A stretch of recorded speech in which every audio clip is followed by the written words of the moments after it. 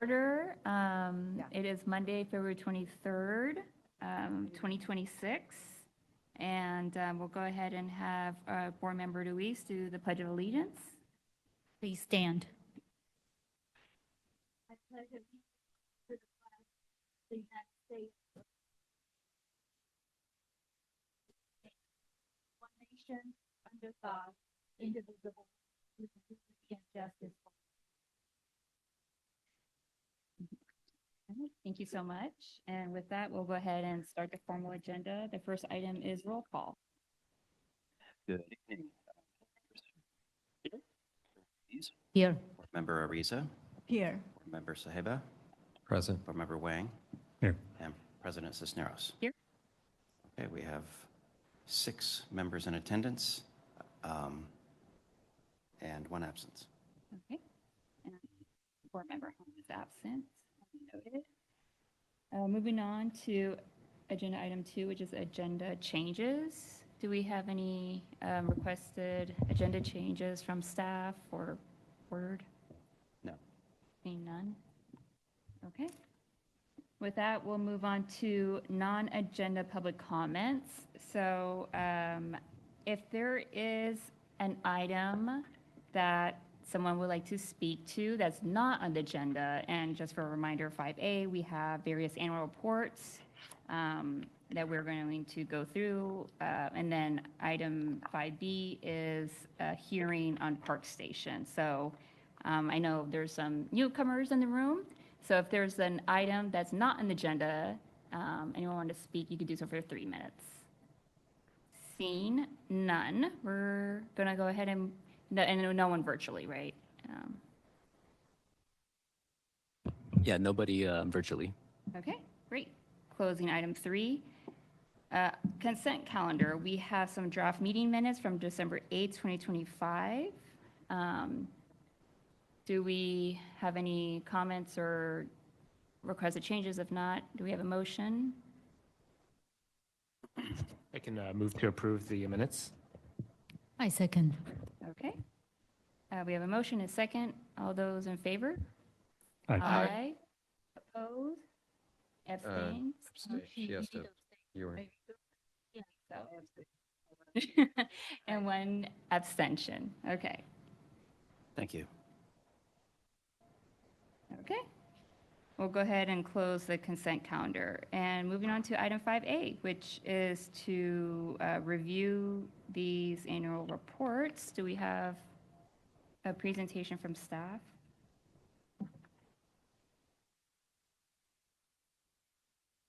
We do. Coming up.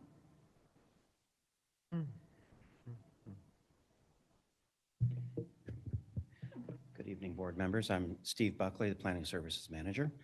I'll be giving a part of the presentation here at the front, and then we have some other division leaders who will also be presenting on their portion of this annual report on the work of the Planning, Building, and Transportation Department, which includes also our Sustainability and Adaptation Division. Some of our higher level customer service aspects, including our permit center, is part of the building division. It accepts permits and issues permits for buildings throughout the city, including express permits, answers calls and emails, and sets appointments for accepting applications. We have an online permit portal that we accept most of our permits through, but every now and then we need to help someone through the process as well. So here, a little customer service, 8,500 phone calls, over 20,000 emails, and a lot of hand-holding, as I said, in terms of helping people navigate online permit applications and issuance fee payments, those sorts of things. As you know, being one of those boards, we have 5 boards and commissions that we support, and that included 32 meetings throughout the year and many other community meetings and events, particularly for transportation and sustainability, where there's a lot of community engagement, as well as with the Base for Use and Economic Development Department. I think some of you participated in that. And so there's quite a bit of engagement happening throughout the year. As I said, there's over 4,500 permits that were processed and 30,000 inspections. And if any of you have done a residential remodel, you know that it doesn't get done on one inspection. It takes 4 or 5 or 6. Each component is inspected as it's done. And some of these larger projects, each unit is inspected in the same way. So, for instance, the Storehouse Lofts, I know, had something like, 7,000 inspections on that one building over the course of several years as they built out each phase and each unit and so on and so forth. We also have a code enforcement division that does both complaint-based as well as staff-initiated inspections regarding graffiti and overgrown weeds, abandoned cars, as well as illegal construction and other nuisance cases. 506 cases were opened and 1,000 inspections conducted. Again, with an initial inspection to determine if there is a violation and then follow-up inspections as needed for compliance. All of this is accomplished with a 2-officer inspection team. I'll now move on to the General Plan and Housing Annual Report. I have to say up front, the General Plan report is not yet ready yet. We're still working on identifying some of the compliance items as well as the housing report. There's several policies and programs that are cross-departmental, and we've been working with those departments to get this year's activities updated. The state reporting requirements are also quite a bit more complicated now. They've upped the ante on just what we have to report on, including measurable goals, even for things that you might not think are measurable. So we have to actually create metrics and then demonstrate our progress on those metrics, and those just weren't available or required up until just recently. But here we have our housing production numbers, including our RHNA, our housing needs assessment that was assigned to us by the state at 5,353 units over an 8-year period. We're not quite halfway into that period, but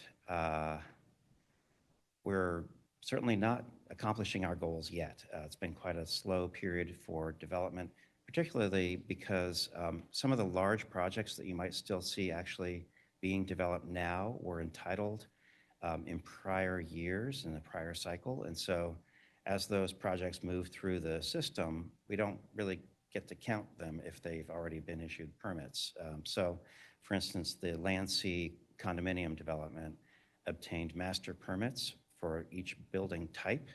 And so as they're building out their 175 units or something like that, they have a 5-unit, a 7-unit, and a 9-unit building.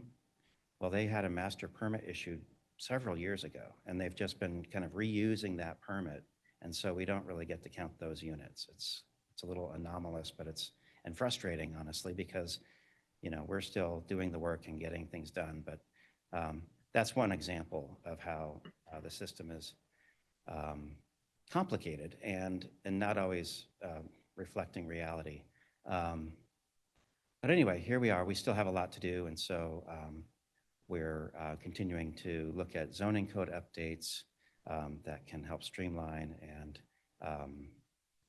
accommodate more housing within the planning period. We have generally been working with, as I said, with our partners, the Housing Authority and the Housing and Human Services Department. We have seen some projects completed, including affordable housing for families and seniors and veterans, housing rehab for low and moderate income seniors and persons with disabilities, and also first-time homebuyer assistance for below market rate units. So where someone might have the income qualification, family size qualification, and win the lottery even to move into a below market rate unit, they might not quite have the move-in down payment that they need. And so we're doing some assistance there too as well, just to make sure that people actually get into those homes. And as I said, we're doing other work on short-term rentals to preserve some of the housing stock, cleaning up the ADU ordinance to streamline some of those, looking at the inclusionary housing ordinance, as you know, thinking about different percentages of low, very low, and moderate income housing. And then we've started working with the Economic Development Department, talking about commercial zoning. It's not all about housing. We also want our economic development to be successful and have fewer vacant storefronts and more small businesses in town. So we're working on that. And with that, I will hand it off to Danielle Mueller.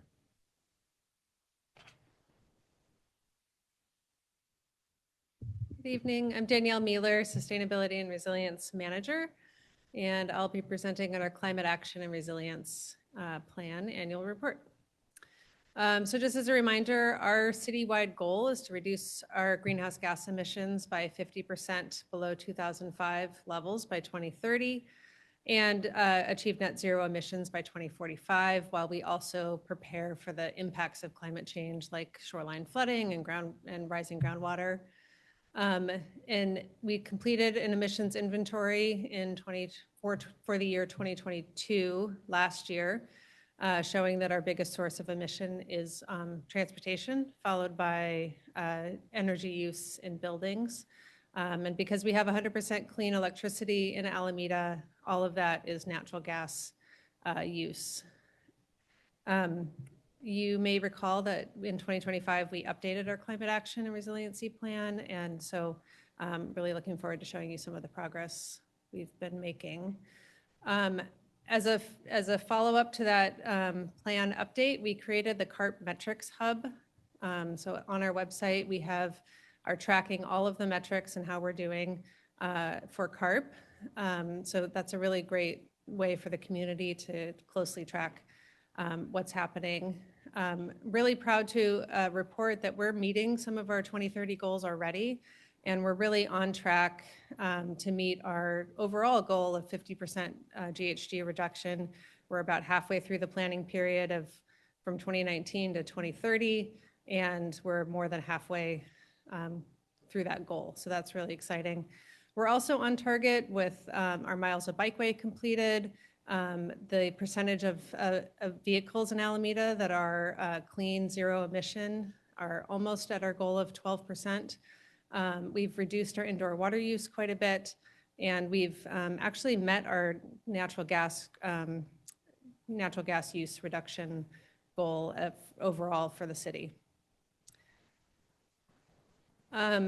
We did a lot in 2025. I won't read through all of these, but we've been really focusing on deploying public EV chargers, curbside, and city lots. We did that at our first location at Everett Commons Housing Authority site, and we have new chargers at Bohol Circle Immigrant Park, and we're working on a lot of other locations we're hoping to bring online in 2026. AMP supported with a number by issuing many rebates for EV charging, for e-bikes, and for used electric vehicles. With our building code adoption, we adopted new requirements for heat pumps in the place of air conditioners when homes undergo remodels, and for electric-ready upgrades. So if you're doing a remodel to your kitchen and includes electric work in the kitchen, we'd like to install a 240-volt outlet near the stove so that you can be ready for future electrification, and that helps meet some Bay Area Air District rules that are coming online in 2027 and 2029. We also had an electrification fair. That was our second one with 150 participants, and AMP supported our home electrification efforts with a number of rebates for electric appliances.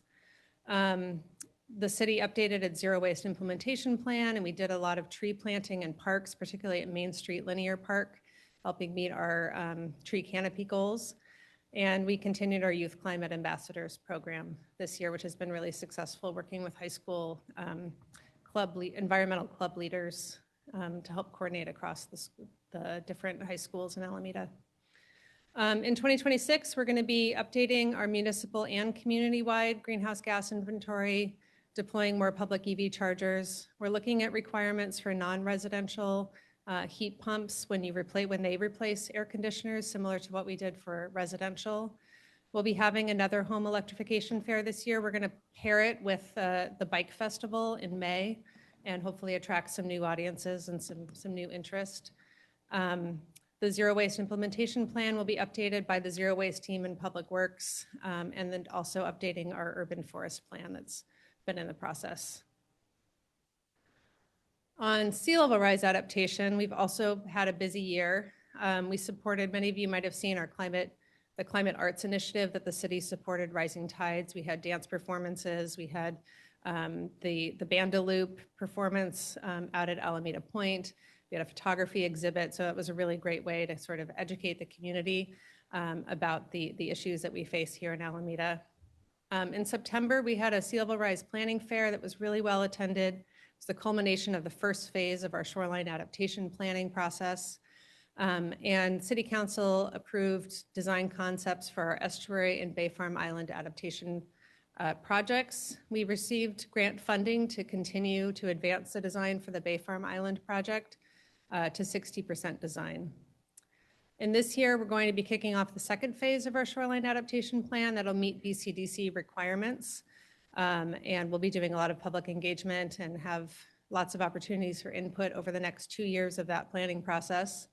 We'll be continuing the Bay Farm Island design with the grant funding and then seeking funding for other priority adaptation projects. And again, continuing our robust engagement efforts. And as we go through these processes with these adaptation projects and with this plan, we really look forward to engaging the planning board to help support us and provide input along the way in this process as well. And with that, I'm going to turn it over to Lisa Foster for the transportation report. Good evening, President Cisneros and board members. I'm Lisa Foster, Transportation Planning Manager for the city, and I will review our Transportation Annual Report, which shows our progress on city goals related to safety, equity, mobility, and mode shift for our transportation system. And I do want to mention that the report that you all received, it represents works of multiple departments, but mostly the transportation planners in the planning, building, and transportation department, which is the small team that I lead, and then the engineers at Public Works who couldn't be here tonight. So 2025 was another banner year. We implemented 1.5 miles of all ages and abilities bikeways, upgraded curb ramps at 25 locations for ADA access, repaired over 8,000 sidewalk trip hazards, improved intersection safety at 79 intersections, and also increased mobility with our transportation programs, including serving over 125,000 riders on the Oakland Alameda Water Shuttle. And the older adults and people with disabilities who participate in our free bus pass program took over 225,000 rides on AC Transit buses. And then just a few highlights of things that happened last year included implementing the first neighborhood greenway on Pacific Avenue from Oak Street to Lafayette Street. This includes some speed humps, new stop signs, painted curb extensions, new crosswalk and bikeway markings, and a neighborhood traffic circle at Chestnut Ave, pictured here. I also wanted to highlight our bike festival. We do this every year in conjunction with the Alameda County Safe Routes to School program, and it did and does attract hundreds of people for lots of fun events, including a bike rodeo with a safety education component, helmet giveaways, et cetera. And it will be on May 2nd at Ruby Bridges Elementary School this year, so mark your calendars. And then we did have a lot of progress on the city's construction of the Central Avenue Safety Project, including our substantial progress on our first 2 roundabouts in Alameda. They are, at this point, are now mostly complete, just anticipating improved lighting this year at those two roundabouts. And when complete, this project will improve safety for all street users, and with the roundabouts anticipated to reduce vehicle delays. We keep very busy. Lots of projects happening now to look forward to for this year. In the planning stage, which are the items in blue on this map, we have projects like Stargell Avenue Complete Streets, future phases of neighborhood greenways, Wooden Bridge, Pacific Ave, Wilma Chan intersection improvements, and of course our water shuttle, which we anticipate bringing back expanded service this spring when the Oakland Alameda Access Project starts construction. And then, of course, lots of construction, which is led by Public Works, but I don't want to leave without mentioning, because it's pretty major stuff. We do anticipate completing the Cross Alameda Trail this year, after many segments and many years of effort to get people safely and comfortably 4 miles all the way across our island. So this year, the components that are anticipated to be finished are the Clement Ave Tilden Way project, which you've probably noticed is under construction, and then the Clement Ave extension from Ohlone to Grand, which you all as planning board members are familiar with because it's a development project that's creating that segment. Caltrans will be beginning construction of the Oakland Alameda Access Project this year. They've announced that it will start in March in the Webster Tube. And then our slow streets conversions continue, and near-term improvements on Fernside. So a lot to look forward to this year. Our staff recommendation is that you all accept the 2025 annual reports on the Alameda 2040 General Plan and Housing Element, Climate Action and Resiliency Plan, Active Transportation Plan, Vision Zero Action Plan, and Transportation Choices Plan. And yes, thank you to our wonderful staff. This is not quite everybody, but almost, in the Planning, Building, and Transportation Department. Thank you. Thank you for that great presentation. I'll hand it over to my fellow board members to see if we have any clarifying questions on any of the reports we heard. Board Member Louise? Thank you for the update. Really appreciate that. Every time I really enjoy seeing these because it's everything in overview, one shot. So thank you for doing that. A few questions. You mentioned that general plan and housing element update is not available, and yet that is part of our approval today. So I'm a little confused. Just wanted to know when that is coming back, or should we pull that away from today's resolution? Well, yes, I would clarify, there's nothing really to approve as much as just accept the annual report. And yes, we would bring back the other reports for your review and acceptance as soon as they're done. Okay, well then, then I'll save my comments for the comment session. This is just a question. And then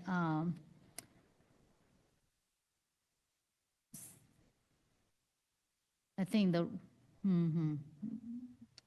the rest are comments.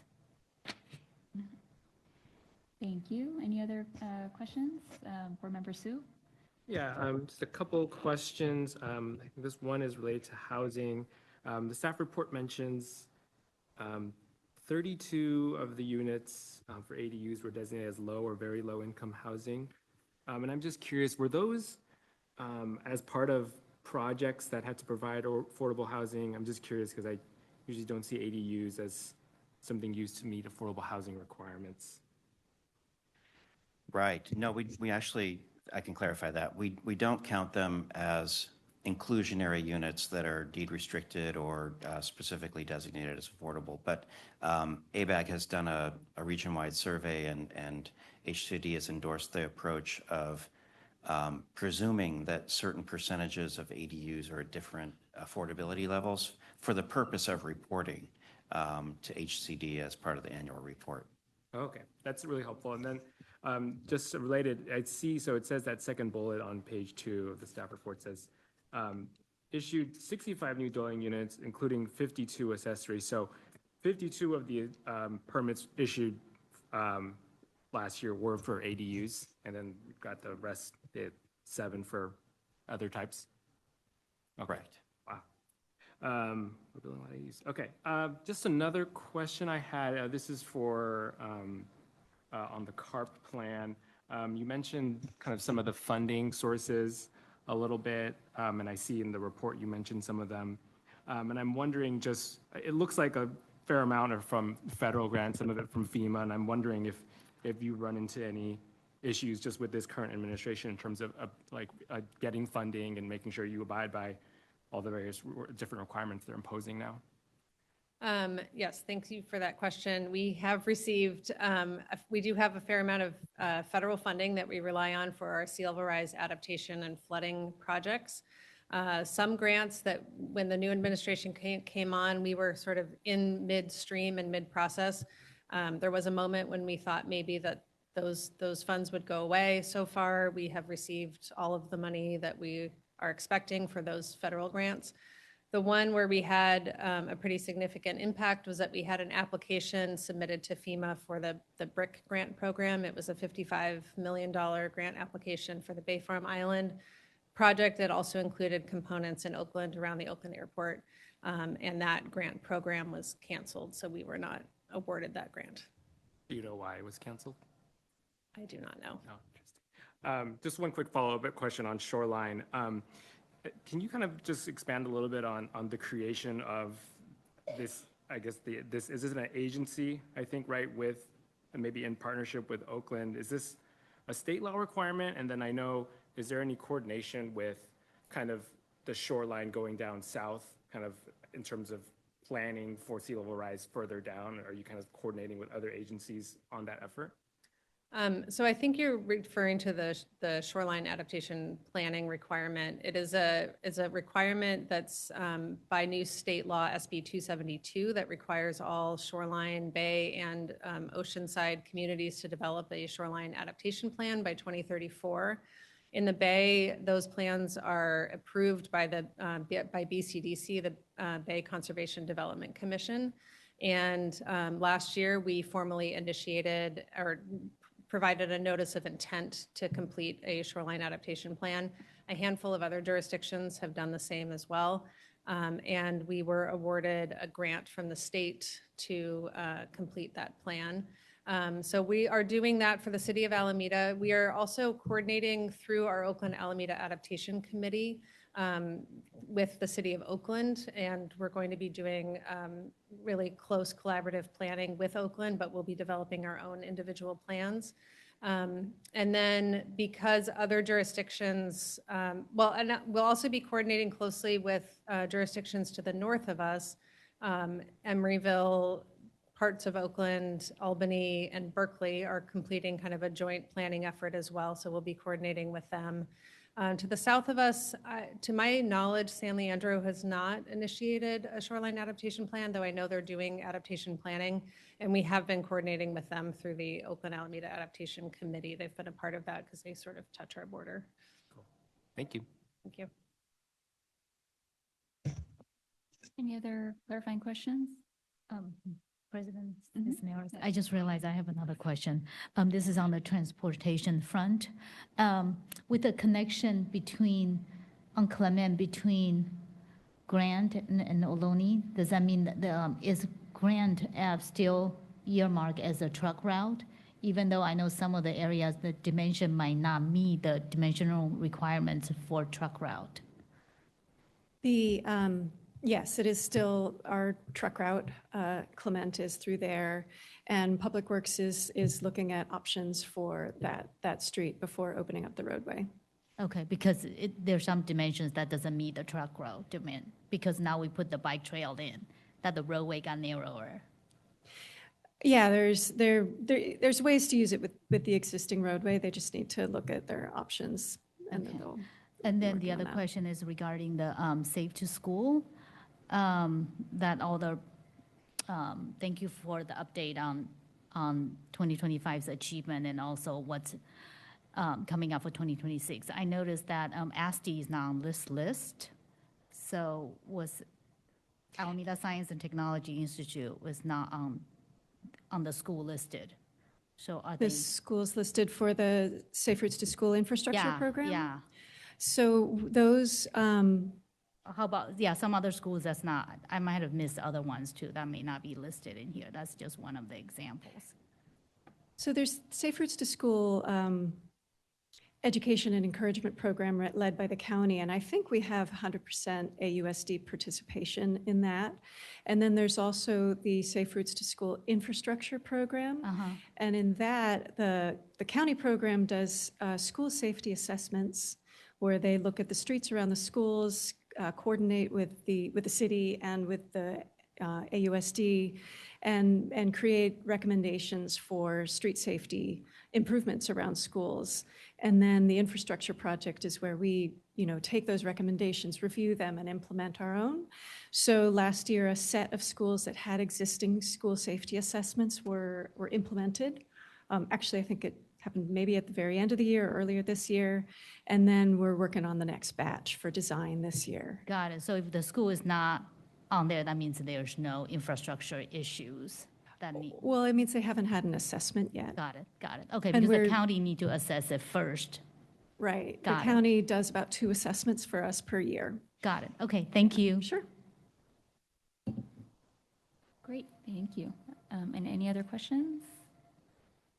Seeing none, I did have a couple quick clarifying questions, maybe related to the transportation report. There was a mentioned how there were counters, like 3 folks counting, and then they had gaps in the bike and pedestrian collection. I was just wondering, like, why and how. Can you speak to that? Yeah, we're discovering a fair amount of inconsistency with the technology. Just kind of things fall apart here and there. But we were able to get some apples to apples comparison with the data that we did have. And then we are working with the companies to, look at what happened the other months to make estimates on the missing months so that we can have some estimates on overall numbers. Okay, and how big was that gap? Like, how many months was it? Like, I can get that information for you. yeah, okay, I was just curious. And so you just extrapolated from the existing data, and yeah, okay, got it. Thank you. And I think this question is related to the Climate Action Plan with the Beacon Program Awards. I was just curious if it comes with funding, like what goes into these awards? I don't know. How does it help? Yeah, we got a few awards last year. We got from the Institute, I think the Institute of Local Government, the Beacon Award for both our community-wide greenhouse gas emissions efforts, some of our sustainability best practices, and for our coordination through the Oakland Alameda Adaptation Committee. Does not come with any funding, unfortunately. I think it helps us, get the word out about the great work that we're doing in Alameda with our community and with other jurisdictions. It was presented to council members at the League of Cities meeting in Long Beach earlier this year, so they got to have that kind of notoriety, and they also presented it to us at a council meeting. One of the other, I guess, not awards that we got was from the California Resilient Cities Accelerator Program. And they invited us to join an inaugural cohort of cities that are working on sea level rise adaptation. There's 5 cities, and we were the only Bay Shore community that was invited. That one did come with up to $100,000 grant funding, and we've allocated $40,000 of it so far for a sand movement study at the South Shore Beach to help initiate a adaptation project and concept development for the South Shore area. Amazing, thank you. Yeah, and that's not to dilute the awards or anything. I was just curious, so that's amazing. Great. With that, we'll go ahead and close the clarifying questions and open to public comment. I do have one speaker slip here. Do we have any virtual or other speakers?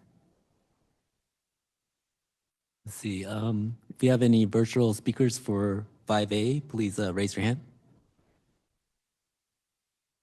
I'm not seeing any speakers. Okay, great. And this speaker slip is for Mitchell Ball.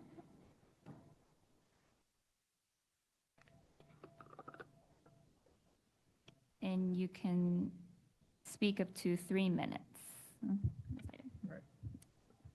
Thank you. Well, there is good news in Exhibit 2 and 3. I think we really need to focus on Exhibit 1, which shows an objectively disastrous situation. Well, even in our previous best year, we weren't on pace to meet half of the RHNA targets.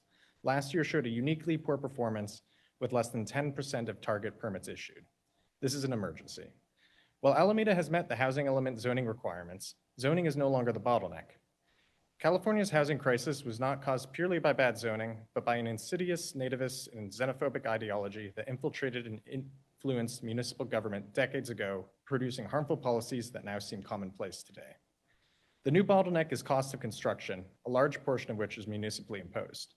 While last year's uniquely poor performance was in part caused by cost drivers outside of Alameda's control, including tariffs, loss of labor, the Palisades fire, and high interest rates, this should not be an excuse to wring our hands of responsibility, but a wake-up call that more drastic action to reverse the injustices of the past needs to be taken. One of the largest contributors to the cost of construction are impact fees, and California stands apart from the rest of the nation with average impact fees nearly twice as high as the next state. One of our planning board members, Andy Wang, has thoughtfully proposed to the City Council a temporary discount of impact fees in order to enable construction from developers who are currently waiting for financial feasibility. In addition to this, I would like to propose a permanent and targeted discount to impact fees that would enable construction during this tough period, as well as put Alameda in a safer legal position. Legal precedent dictates that while cities can apply exactions such as impact fees to new development, these exactions must pass the Nolan-Dolan test and be roughly proportional to the cost new development imposes on the city. In 2019, Alameda produced a nexus study to justify its largest impact fee, the Parks and Recreation impact fee. This exaction was calculated and justified within this document, but impact fees are not the only type of Parks and Recreation exaction that Alameda applies. Larger new developments are often also required to construct new parks on nearby city lands. This can be a good thing, as local developers often do a better job than more general contractors, as they have an incentive to build quality amenities nearby, increasing the value of their development. However, the Nexus study makes no mention of this kind of exaction, meaning the city lacks the justification to be applying it in addition to the impact fees. To resolve this issue, every acre of parkland improved or remediated by developers should result in a discount on their Parks and Recreation impact fee equivalent to the cost per acre established by the Nexus study.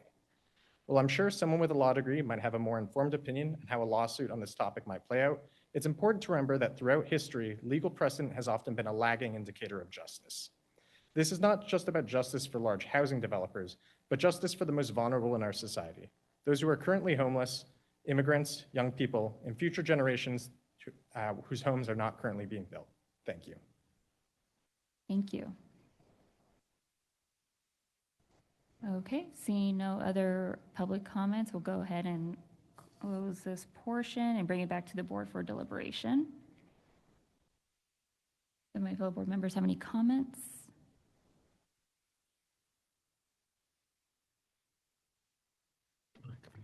Board Member Sahiba. Yeah, I'd like to thank staff for the thorough reports, and I just wanted to highlight, I really appreciate the work on Vision Zero, which I think is a critical component that flows into some other aspects of the work that's being done. And I know, and visually we can all see the improvements that are made on multiple intersections. And so I applaud the city for continuing this work. Thank you. Thank you.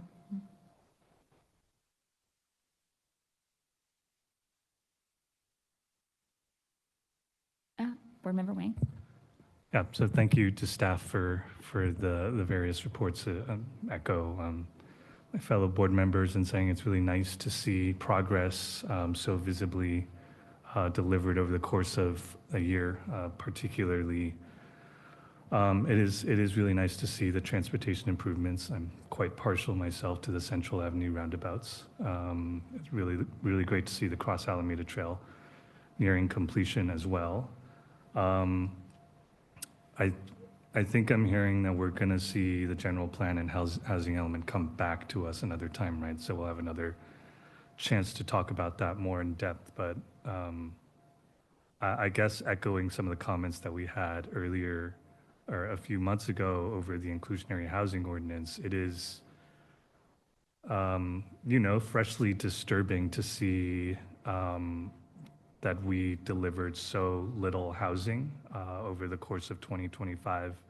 It's quite interesting to see that basically 5 out of 6 of those 65 units were ADUs. Understanding, I think, that the master permit structure does front load some of those numbers into other years. And I do think, I think we all know that construction costs in the Bay Area are driving a significant slowdown region-wide. And so there's very little control that the city can exert over those costs. And yet, I think we also know, whether intuitively or just based on data, that construction costs don't go down, right? They don't go down from year to year. So what we're looking at in 2025 isn't going to change this year or the year after or the year after that. Construction costs might go up more slowly, but they're not going to go down. I'd love to be surprised by that. So I think we're facing a structural problem here that the city needs to tackle aggressively and proactively. And so what I'd really like to see in the housing element update is not just, hey, we built this much, but I want to understand, what are we doing proactively to get projects that are waiting in the wings and to move them forward? And what are the bottlenecks there? I want to see us at the table with our sleeves rolled up saying, how can we get another 100 units built, another 200 units built? Because, we heard anecdotally in the last session on housing that there was a project that was maybe 150 units that could potentially pencil. And so when you compare that number to 65, that's quite a huge difference that could be making on that number. So I would like to see more work here. I'd like to see maybe just for us as the planning board to understand what staff might be doing behind the scenes to move the ball forward on housing delivery. I don't think it's just our job as the planning board and as a city to weigh in on design decisions and planning decisions and get projects approved. I think we have a proactive a desire to see housing actually built. So that'll be my comment on this. Thank you, Board Member Wang. Any other follow-up comments? Board Member Luis? President Cisneros, I want to echo Board Member Wang's comments. Again, I appreciate public's comments about our impact fees, but I think that needs to be rolling when the general plan update annual report and the housing element annual report is ready to review, that we can review that all together. I would recommend that instead of accepting the annual reports as is, I would strongly recommend striking out general plan and housing elements on the title of our acceptance, so that, and have set a date certain for when that item comes back, and so we can review that separately. Thank you. Any other board comments? Vice President Arisa? I just want to echo my fellow board members' comments. Thank you to the staff for the reports. I think that it's impressive, all the work that the city of Alameda has done so far. And I think even though the housing element might not look like there is a lot of progress, or at least compared to what the goals were, it is definitely a complex issue, and I appreciate what Board Member Wang is proposing, that we take a more proactive approach and looking for ways to push that forward. But in any case, I just wanted to say kudos to all the staff members, to the city. Thank you. Thank you. Any other comments? No? Okay. All right. With that, I had just my global comment is I agree. I'm so proud of our city for being such leaders or getting awards and meeting goals above the benchmarks, and lots to look around and be proud of. I tend to have this feedback when I look at reports, and it's more so related to the transportation plan where, for example, it mentioned the point of we had great success with, I don't know, X number of trips.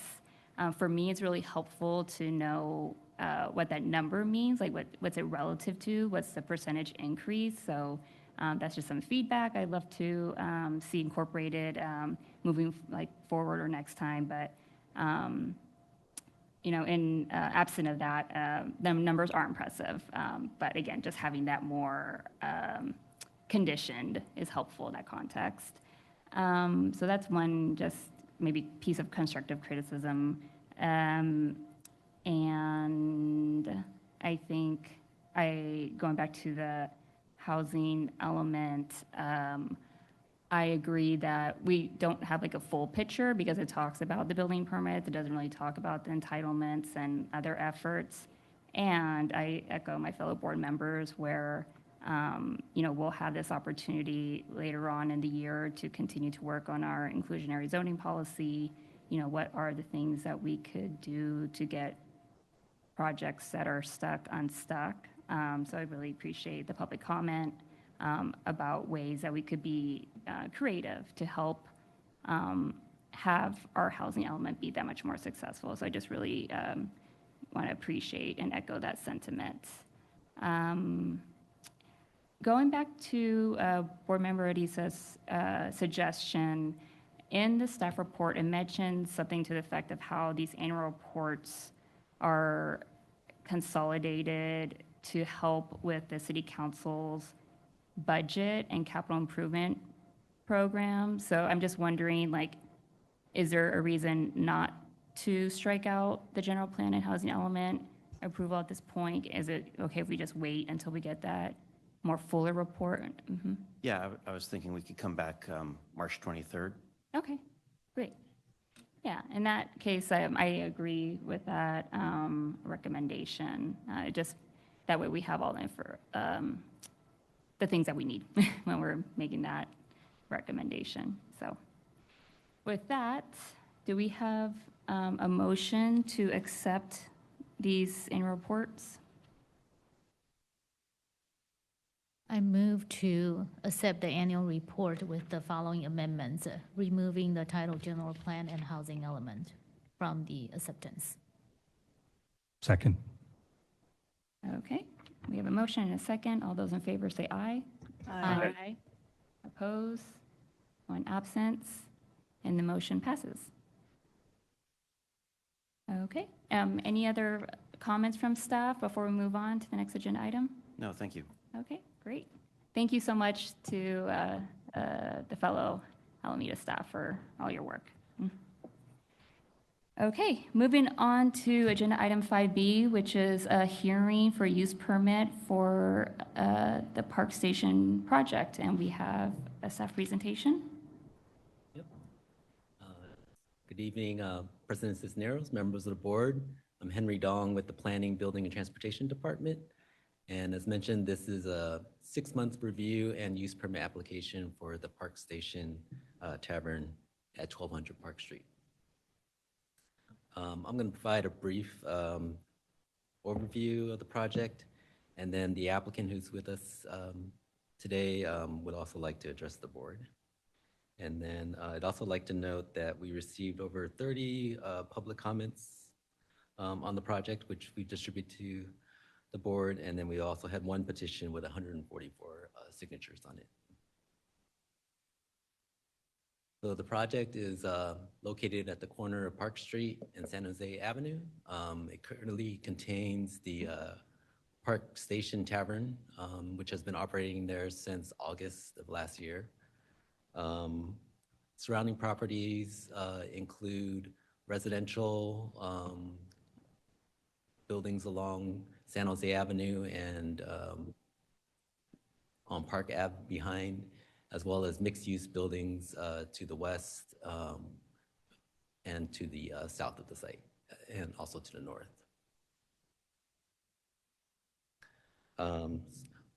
So on February 13th of 2023, the board approved a design review and use permit for the Park Station Tavern. That included an outdoor patio use with associated outdoor music events. Music events were approved for 3 times per month on Fridays from 4 to 8 p.m. and Saturdays from 2 to 8 p.m.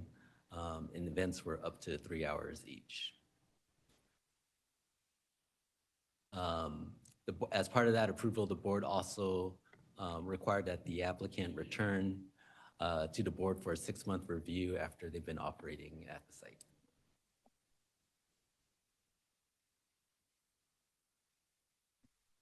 This is a site plan of the facility.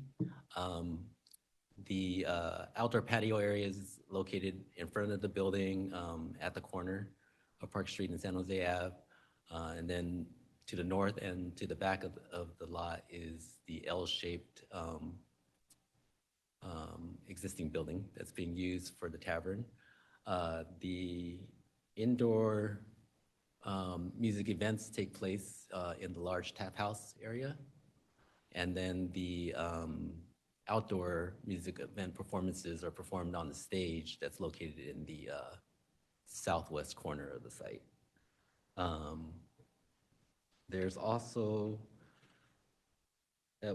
initially there was a brick wall that was proposed. It was roughly about 6 feet tall as the backstop to the stage. That wall was, the purpose was purely aesthetic and didn't really have any noise mitigating purposes to it, as some of the commenters in the public comments that we received were inquiring about.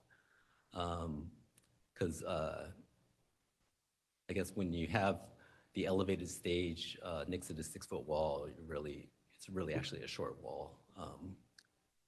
And the band, I guess the performers would actually be kind of standing out above it. So as part of the direction of the board to provide more visibility into the site, we worked with the architect to make the perimeter fencing all transparent.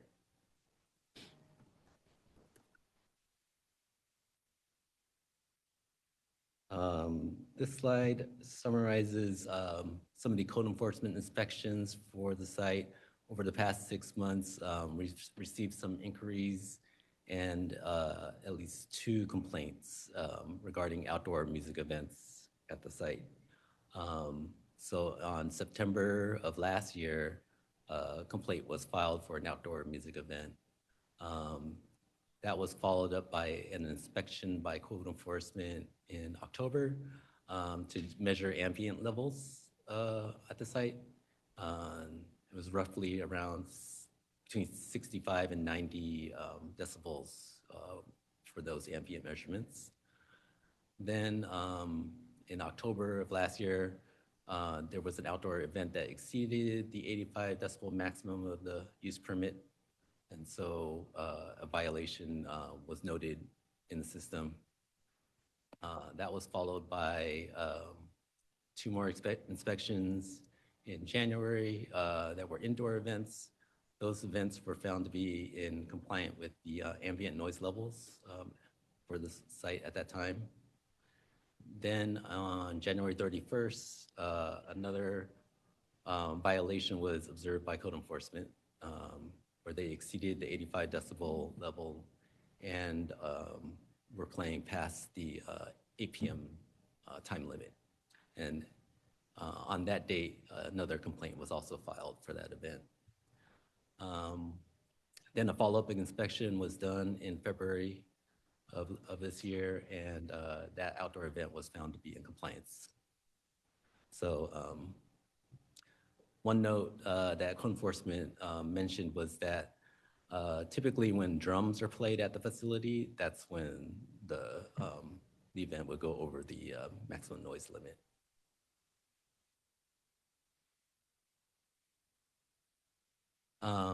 As part of this use permit review, the applicant is proposing to make some changes to the use permit for the board to consider. They're requesting that events be held 10 times per month, and those events would occur on Friday between 4 and 9 p.m., so it's extending about 1 hour.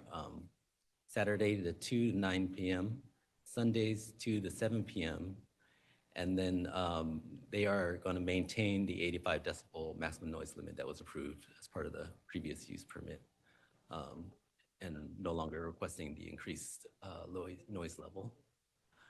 And so pursuant to AMC 30-4.9A and AMC 30-21.3C, the board may approve this use permit request. Created this slide here to compare the current use permit requirements and the proposed changes by the applicant. So we have the current requirements here in the first column. Second column is what's requested by the applicant. And then the third column here is an option that we included in our draft resolution for the board to consider. The board can choose to go with a different option, or also could consider keeping the existing requirements.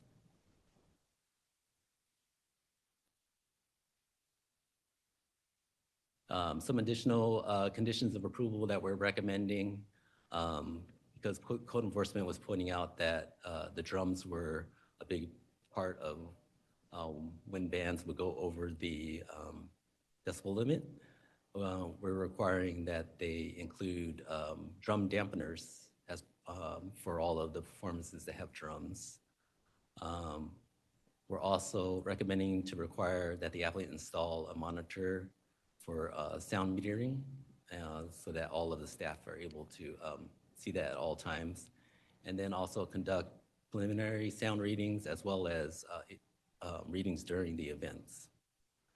And then the last recommendation is that if 3 violations occur at the site, then the applicant will be required to come to the board for an additional review. Sorry about that.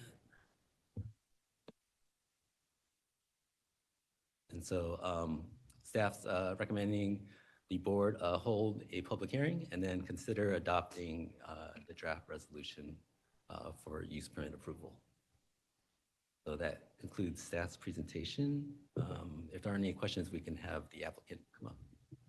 Okay, great. Thank you so much for the presentation. Yeah, I guess we could hold off on the applicant coming up until we have questions. So bring it back to the board. Any clarifying questions? Board Member Luis? Yes, would you mind showing the slides, Mr. Dom, above the comparison of what the applicant is proposing?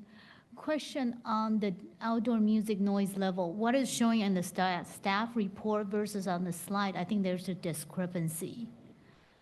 Under maximum decibel, I think the applicant is proposing 90 decibel, right? Or is it 85? Because it. Oh, they're actually rescinding their 90 decibel proposal. Okay. So they're going to stick with the 85. Okay, thank you. And then, thank you, that's why I couldn't figure out the discrepancy. Then second question is on the inspection report, which is Exhibit 3. The inspection status for October 2nd, it says informational. But if you read the content in the comments area, it looks like they have exceeded the allowable decibel. So it appears to be in violation. Is there a reason why it was not annotated as such?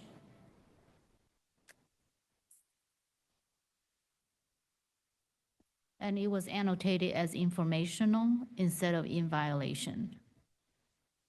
This is Exhibit 3 in the Yes. staff report. Yes, right there on the right-hand side, inspection status. Because if you read the description, the comment area, it said ambient noise level were approximately 70 to 90 decibel, which exceeds the 85 decibel allowance. So, code enforcement advised that this inspection there wasn't an event occurring at that time. I think it was purely for ambient noise level readings, but.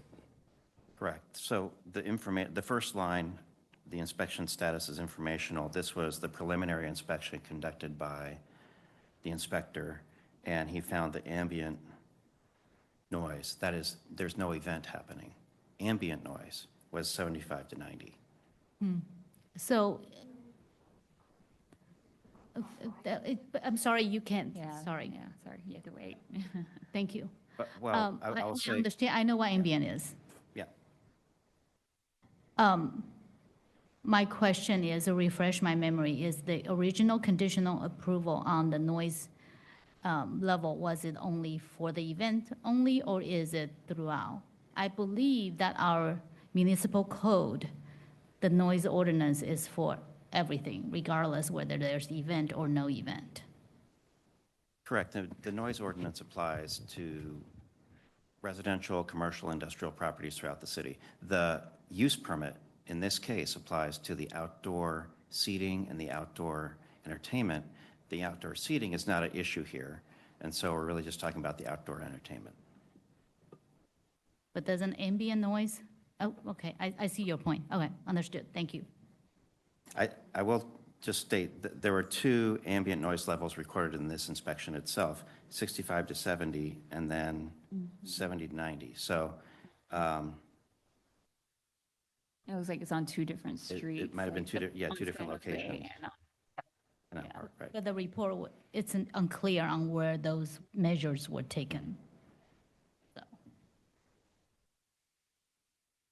Well, it says that like 2 different streets, like, and it's louder. Parks, yeah, it Yeah. says on Park Street, Yeah, yeah. okay. One of And the San Jose. business and next door to neighboring property. Yeah, good point. Okay. Okay, Thank Thank you. Yeah. Any other questions? Board Member Sue? Yeah, thank you for the presentation, Mr. Dong. Just one question on, I think staff is proposing, instead of limiting the number of events, just to say no limit to the number of events, but that events should be 3 hours in total each day. So does that mean each performance can go only up to 3 hours, or in total, the number of performers cannot perform more than 3 hours per day In total. in total? Okay. And So, yes, which is not changed from the current use permit. okay, gotcha. Okay, that's helpful.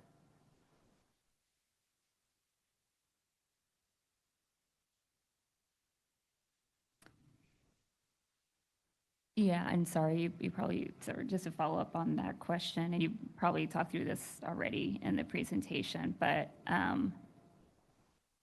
in the applicant wanting 10 events per month, like the sum of that would be more hours playing versus staff's recommendation, which is no limit because it's confined to those hours on Friday and Saturday. So, yeah, okay. But it's still more than what the current use is. Okay, sorry, just talking out loud. Thank you. Any other questions?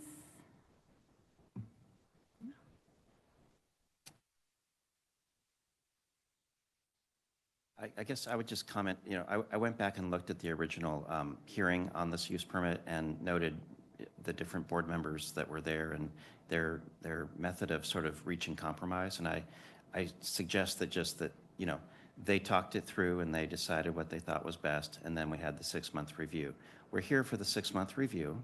And so it's now your discretion to review and deliberate and negotiate as you see fit. So, we have a staff recommendation because we have to put one in the report, and it makes the most sense to sort of work from what they asked for and what we started with. We then received, you know, what is it, 30 or 60 public comments and a petition. And so, you know, there's a lot of different opinions about this. And so we're here really to hear and to deliberate with you to help you reach a decision.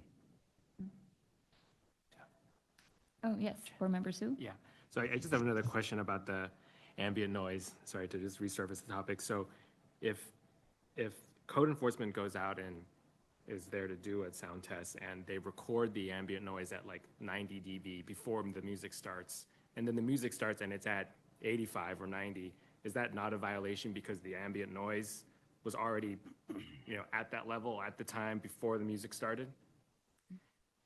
Yes, that is, the ambient becomes the baseline or Okay. the regulation. In the real world, that's why there's a range here. It's 65 to 70, 60 to 90. I went out today and measured across the street, and it was just lunchtime traffic, and it was 68 decibels. You know, if a bus goes by, it's 80 or 85 decibels. Then when the bus leaves, it's back down to 65. So that's kind of the nature of real world.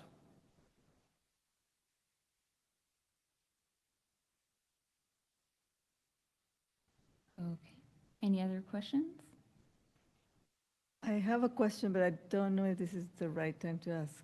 It's really more kind of to the applicant, and I guess to staff. Like, have there been any kind of studies or considerations or consultants, like an acoustical consultant, or on how to find ways to acoustically make the space so that the sound stays? It's kind of difficult, I understand, because it's an open space, but I'm wondering if an acoustical engineer would have an opinion that would serve.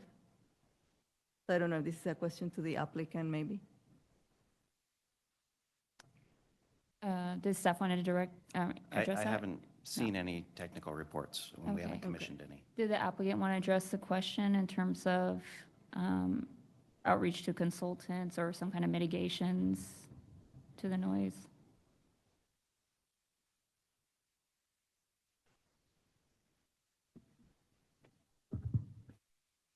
Good evening, board members. Thank you for your time.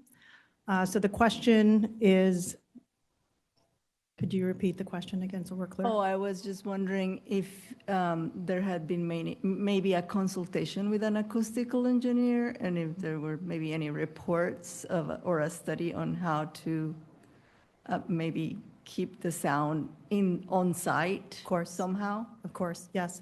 So we have a sound engineer employed for our music events, an experienced sound engineer who is guided to maintain the decibel at 85. I understand that we've exceeded that on 2 occasions and certainly have no intention to. It is true that the ambient noise is very close to that par anyway. But in the slides that we'd like to present, that my partner Grant has prepared, I think it will be helpful to be able to see the range of the area and the radius of what that decibel looks like and where the measurements of the tested areas were taken from. One of which, by example, is directly across the street at the wash house, which is about 65 feet away, maybe a little more, but point being, the image that we'll show you in the slide will give you a better sense of what that looks like. We are looking at studies to do some additional curtain attachments to the fence when we have music to help maybe the backdrop lower some of the output going west, and certainly looking at any of those opportunities where we can reduce the noise level. Thank you. Does staff have the applicant's presentation or no? We do. We have it. Oh, okay. I'm just wondering, was the intent to have this presented during public comment, or I'm just a little confused, sorry. Oh, yeah. Actually, they were going to address the board after staff's presentation, but then we were taking questions here. So, Okay. yeah. So if the board is okay for them to start their presentation, we could have that. Uh-huh, got it. Okay, so the questions are directed to staff. Okay, all right. Any other questions to staff? I think I have one, so sorry, if you want to hold tight. How do we come up with the 85 decibels again? Is that just like a standard from like, I don't know, city noise ordinances? It was a standard that was set in a previous use permit that for the Taylor lot over on Webster Street. And so what we did was took the conditions from that project and brought it over to this particular project. And what was the other project? Sorry. It was the Taylor lot on Webster Street. That was a use permit that was approved by the board, I think maybe a year or two prior to the 2023 approval for this. Yeah, parking lot next to the. Okay, all right, thank you. If no other questions from the board to staff, yeah, I think we could hear from the applicant. So yeah.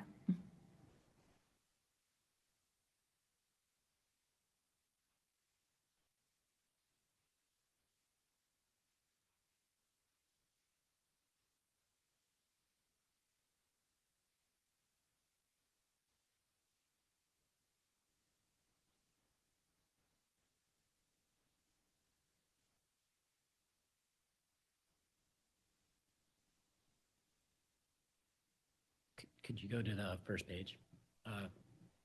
Staff member Dong. And my name is Grant Eskin. I'm one of the partners at Park Station, and good evening, board members.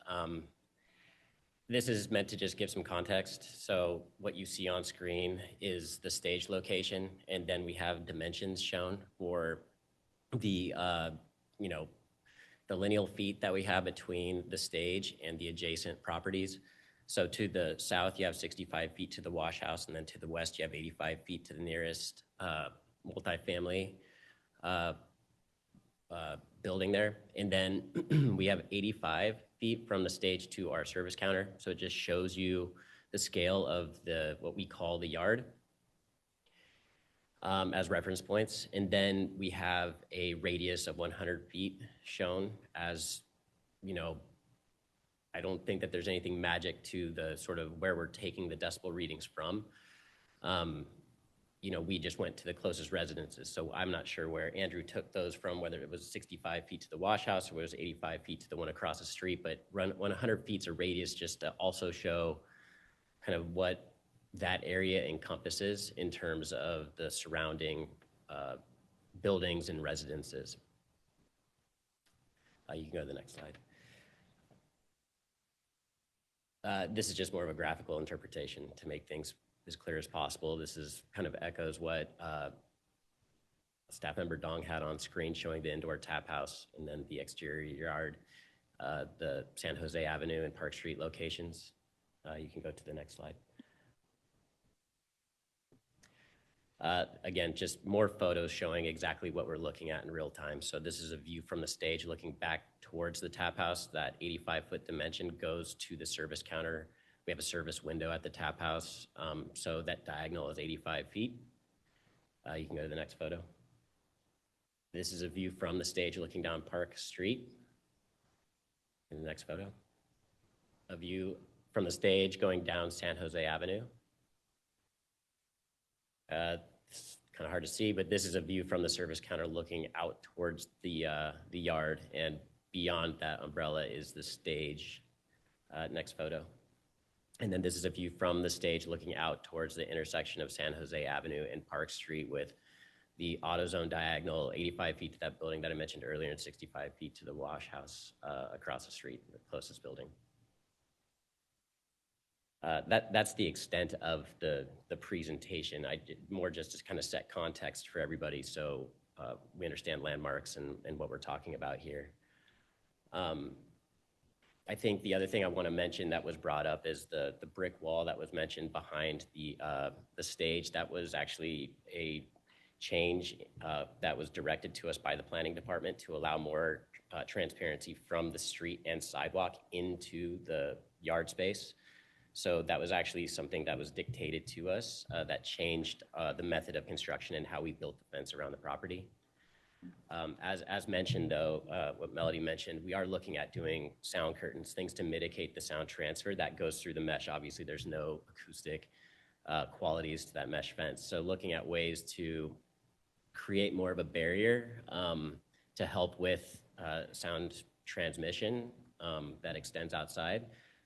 We have looked into some products, and we don't have them on screen, but things that lower the decibel level, like by 20 decibel level or 20 decibels. And we're really speaking about the drums, right? We haven't had a sustained event where we've been over, more than like a second or two of like a drum beat or something like that. It hasn't been a sustained, 2 minutes of 85 plus, just a blatant violation. So we're trying to solve for those sort of like off chance moments where we do have a little bit of a spike in decibel level. It was actually kind of the reason why we originally applied for the 90, just because we don't want to be in violation. We really respect the rules that have been given to us, and we've been trying to abide by those rules throughout the course of our operations. But to respect the community and that 5 decibels is material. Our intent was not to play the music louder. It was really just to avoid any violations from a spike. That's why we ended up rescinding on the additional 5 decibel levels. It's not our intent to be a nuisance or play loud music. We want people conversating in our in our yard and like enjoying themselves and all of that. Loud music is it's a completely different story, and it's not what we're chasing. Do you have anything else you'd like to say? Yeah, I think the only thing I'd like to add is that by visual, you'll see that the 65-foot location across the street where the wash house is, that's a multi-use building. So there are apartments above the wash house as there are above the building to the west at the 85 marker. We have another tap house in Sacramento. We also have a use permit. There's a further guidance that's provided to us. We have demarkers at 100 feet out, specific decibel readings that we cannot exceed at those marks. The demarcation with the code for City of Alameda simply states by the first resident. And in this case, it's a little misleading because these are commercial zoned buildings that are multi-use. I don't know that it would be reasonable to imagine that we could be at 85 decibels across the street where the building is 65 feet away when the service counter to our entrance is 85 feet away. And we are respectfully making every effort to stay within the 85 decibels, honestly, at all times. It is true that the ambient noise is considerable when there's not a soul around as well, and I think that should be taken into consideration. Thank you. I'll bring it back to the board for questions for the applicant. I have a question. Vice President Arisa. Where are the speakers located in your plan? That are on the stage. They flank the stage. We have a PA system, and the speakers are brought out specifically for each event. So they're just on the stage pointing at the audience? Is that what it is? Yeah, That's all. pointing. That's all the speakers that you have. Yeah, we have 2 speakers, and they're Okay. pointing at the service counter, I guess. Yeah. Thank you. Any other questions? Okay, Sorry, thank one more. you. Oh, yes, Board Member Sue. Mhm. So obviously, if we allowed your events to go till 9, that would be, give you a little more flexibility. But can you kind of elaborate on kind of how that would help you? Obviously, I guess people would be able to stay out longer, enjoy music longer, but, I'm just taking into consideration the comments we've received about just, sound going into the evenings.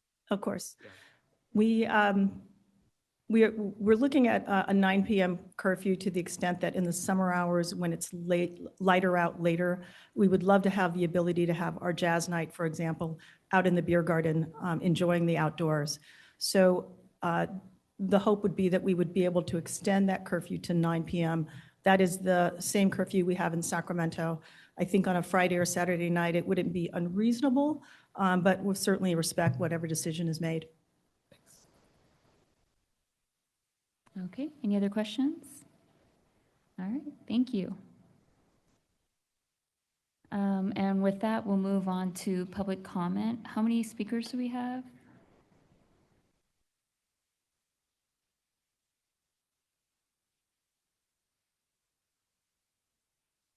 Okay. Okay, so like a lot. And it sounds like we have like 25 or so speakers. The rule of thumb, remind me, Mr. Buckley, is that when we have more than 10, we tend to limit it to 2 minutes? Or is there like, when it's over 20, do we do like 1.5 minutes or something? It's, I'd say the chair's prerogative, but Yeah, however you want to do it. Want me to, terrible with math, but I feel like we might want to do that. Yeah, I'm seeing nods from my fellow board members. Let's do 1.5 minutes. Or were you going to say something? Sorry. well, I was going to make a request for everybody to raise their hands online, and then we can kind of see what the actual tally is, but it looks like we'll have quite a few. If you would like to participate online with public comments, please raise your hand so we could take a tally. And you said this was 16? Yes, that's what he said. So in person, we have, yeah, there's 16 in person. So far, I have 2 online. Okay. Board Member Sahiba? you Yeah, I have- was just going to mention, if you want to state that if there's repetitive comments of someone, you'll do Yeah. that as well. Yeah, whenever thank you you. start, yeah. Good call, good reminder. Okay, so we only have 2 online speakers? Yeah, so far, I see 2. Okay, so I guess we could keep it to 2 minutes. And if you have a comment that is very similar to the previous speaker, I highly encourage you to say, and I agree with the previous speaker in terms of I'm against the motion or I'm in favor of the motion. So we could try to expedite the evening. So I would really appreciate that, me and my fellow board members. So with that, let's go ahead and get started. We have Kathy Weber.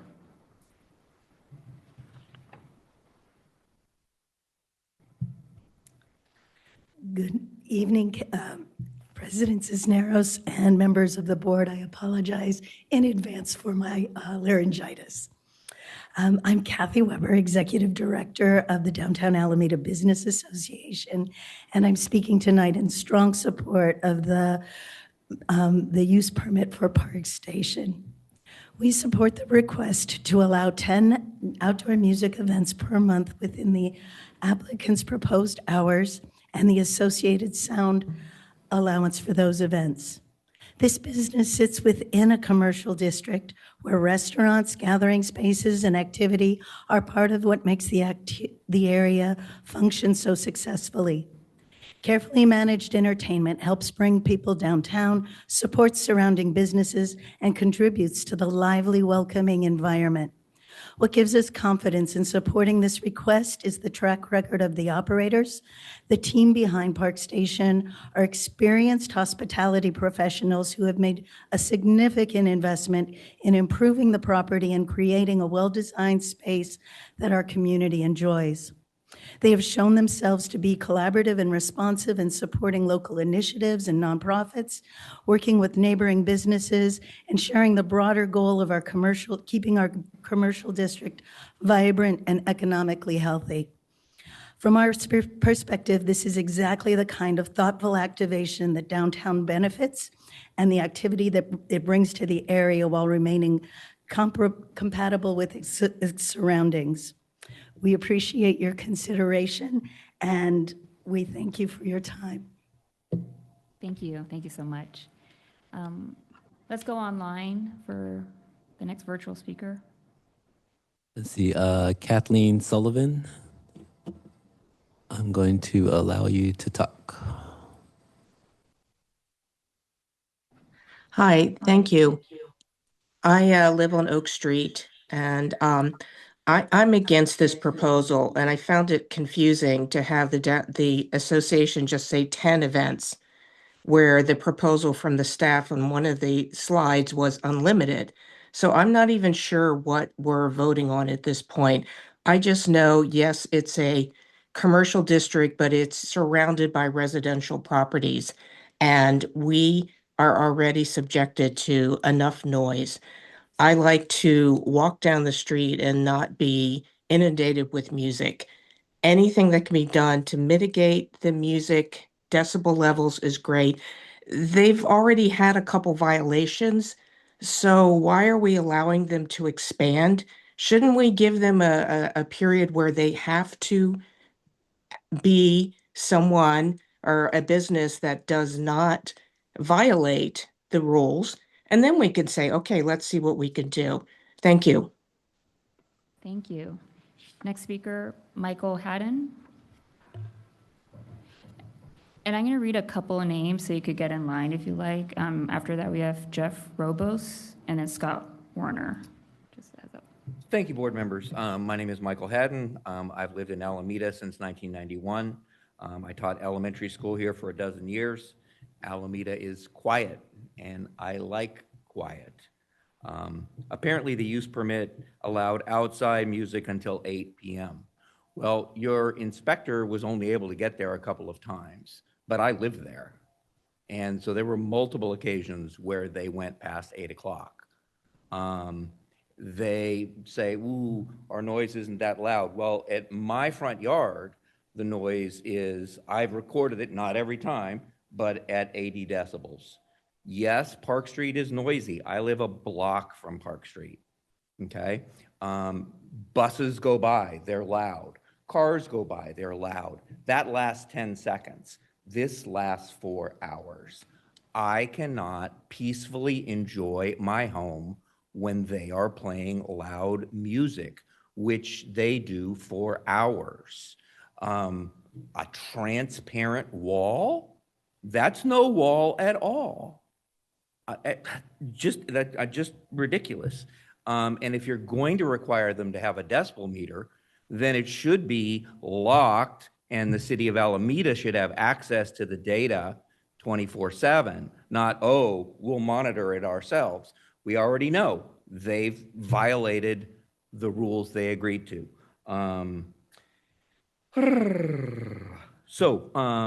Really, really disruptive, really disruptive. And again, I've lived there for 20 plus years. Big O Tires was there. Never any kind of noise like this. So anyway, thank you. Thank you.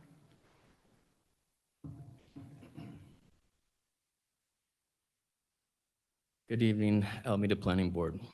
My name is Jeff Robus, and I live at 1115 Park Street. I'm here tonight in opposition of the proposed amendment that would increase outdoor amplified music events and extend their permitted hours at Park Station. Since Park Station began operating, amplified music has been clearly audible inside my home, even with the doors and windows closed. The 6-month review in the staff agenda report shows that there were 3 inspections conducted, out of which 2 resulted in violations, either exceeding the 85 decibel limit or exceeding the volume limit and going past permitted hours. 1 inspection recorded a permitted peak reading at 95 decibels, which is significantly above the permitted limit. A 10 decibel increase is generally perceived as twice as loud to the human ear. Notably, that reading was recorded across the street and not at the property line or the soundstage itself. As a result, the sound permeating in our home has disrupted our afternoons and evenings, including my children's 7:30 p.m. bedtime, which is the recommended bedtime by Alameda Unified School District for elementary students. Extending amplified music to 9 p.m. would prolong this overlap and push this disruption further into our evenings. Allowing this to happen 2 days a week would make that disruption recurring and a frequent event in our household. In 2023, the board limited outdoor music events to 3 per month, ending at 8 p.m., specifically to minimize disturbance to the surrounding neighborhood. Over the past 6 months, many neighbors on my block, including myself, have experienced the negative impacts of the amplified music in our homes and on our quality of life. The documented violations and complaints during this review period do not support the increase in frequency of events or extending the permit hours. For these reasons, I respectfully urge you to deny the permit you. expansion request and enforce the Thank existing you. limits. Thank you. Thank you for your time. Scott Warner? Yep. And then after, we'll go to virtual. Okay, good evening, one and all. Yeah, my name is Scott Warner. I've been a resident of Alameda since the late 90s. I want to speak in favor of an expansion of music at Park Station. And I want to commend the ownership team for spending 2.5 years to do the soil mitigation and renovation on a property that had been a vacant lot for almost a decade.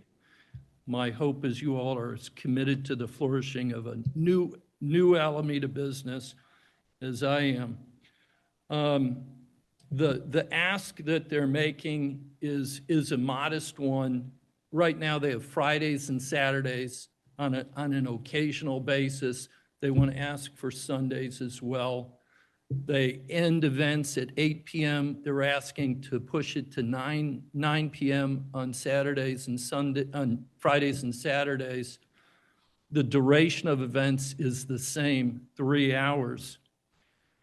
In addition, I would say in a time of uncertainty, both nationally and internationally, the uplifting spiritual power of music is more needed than ever. We need more music, not less.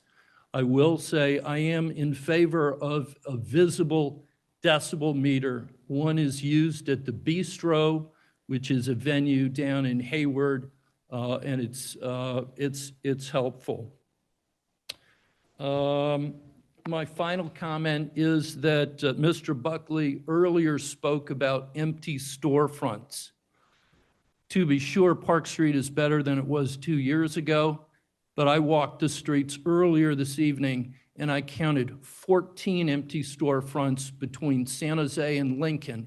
And so I'm not including John Patrick's, which has been a dead property for a decade. Thank you. Thank you. Thank you. And who do we have online? So we have 2 more speakers online. We'll just do one more. And then after that, Kevin Durfee and Reed Watley. So next speaker is Jim Daly.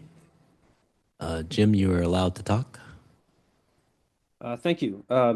Several months have passed since Park Station opened, and while its services have been a good addition to the quiet end of Park Street, I find that the huge disruption this single business has caused to dozens of households across this entire neighborhood is not. I'm a homeowner. I live approximately 200 yards away on the far side of Chichenio Park.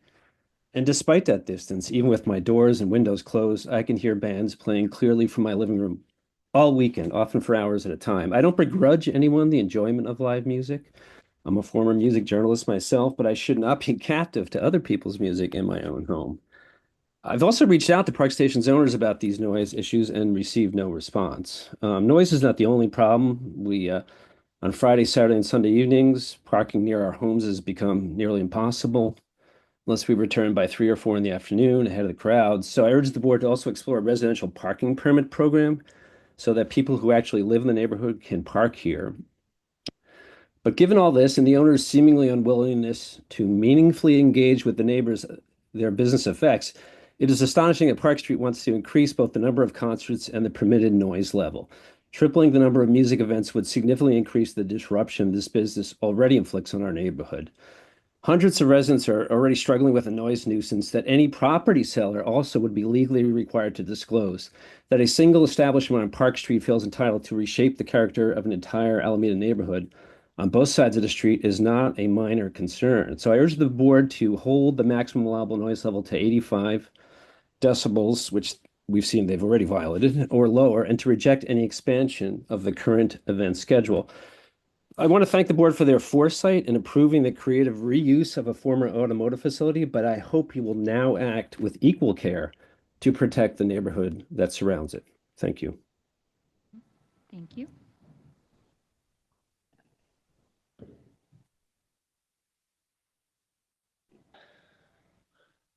Good evening, members of the City Council. I'm an engineer who has worked in audio for over 10 years. I live across the street from Park Station with my wife and 18-month-old son who is struggling to sleep due to the Park Station noise. I would like to focus on a few key points regarding the proposed permit changes. First, under the guidance of a CEQA attorney, I would like to publicly say that this change is going to have a significant impact that needs to be analyzed by CEQA. The CEQA exemptions you are listing do not apply. Second, Park Station has repeatedly violated the terms of its existing permit. Why are we giving them more?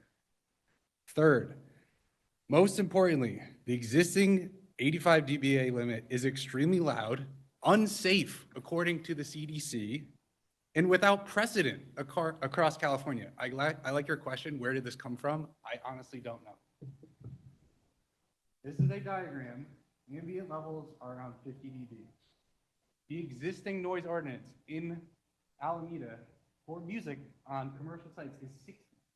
If you double that, you get up to, LA did an impact analysis calling 75 dBA clearly unacceptable noise for residential buildings.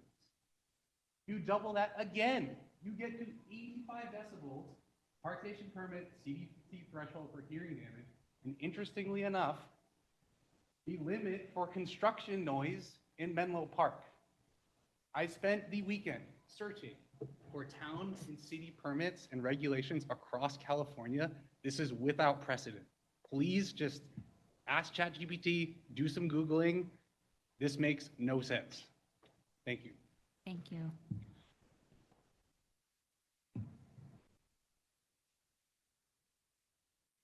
Reed Watley.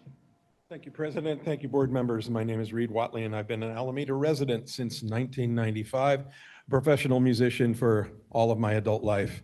I was so pleased when I went to Park Station for the first time. What a great and needed addition to that side of Park Street and to Alameda in general. What I was most pleased about was the owner's support for live music.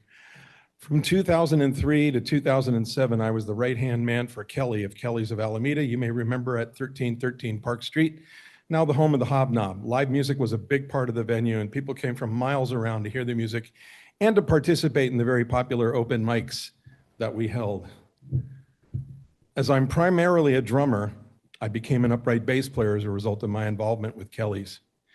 In addition, I developed the popular act Big Cheese and the Jive Rats at the club, a comedic novelty swing act. Now my act is experiencing a renewal because of Park Station. My salsa band is also playing at the venue, and both swing and salsa dance party events, which are indoor events, have been well attended. We have all ages enjoying and participating in the music and the fun. I can't emphasize enough the effect the pandemic had on live music and many businesses in general. So much live music and venues didn't survive. I've attended several outdoor events at Park Station, which all have been really fun. The guests have an exceptionally good time, mingling, enjoying the community atmosphere, and especially the music. A community needs live music and places to gather to enjoy culture and togetherness. Park Station offers that and more. Please consider a favorable review of Park Station, a much-needed community gathering place for Alameda in the Bay Area. In addition, I'm a drummer. I've played in living rooms in Atherton and places like that where I've controlled my sound. And I see the note about dampening on the drums. The drummers tend to get louder when the rest of the band gets louder, and drummers have a propensity to not control themselves. And I think that's an aspect as well to be observed. Thank you. Thank you so much. Online speaker. Next speaker, sorry if I pronounce this wrong, Kirsty Lee. You're allowed to talk for 2 minutes. Oops, sorry. Okay, it looks like they lowered their hand. So I'm gonna go to Grace Rubinson. Hi, thank you. Board members and community members, many of my neighbors around Chichenio Park, where I also live, are rightly raising concerns about the amplified noise level. There is also a second significant Park Station concern that I really want the planning board to be aware of, which is parking. I can put this on your radar now, and we can talk about it more in the future, but the opening of Park Station demolished Park Avenue residents' parking overnight. Well, I'm glad to see a thriving new business and a gathering space that Alamedans can enjoy. The neighbors are paying a serious price for it. Literally, the moment Park Station opened, the streets around Chichenio Park became its de facto parking lot.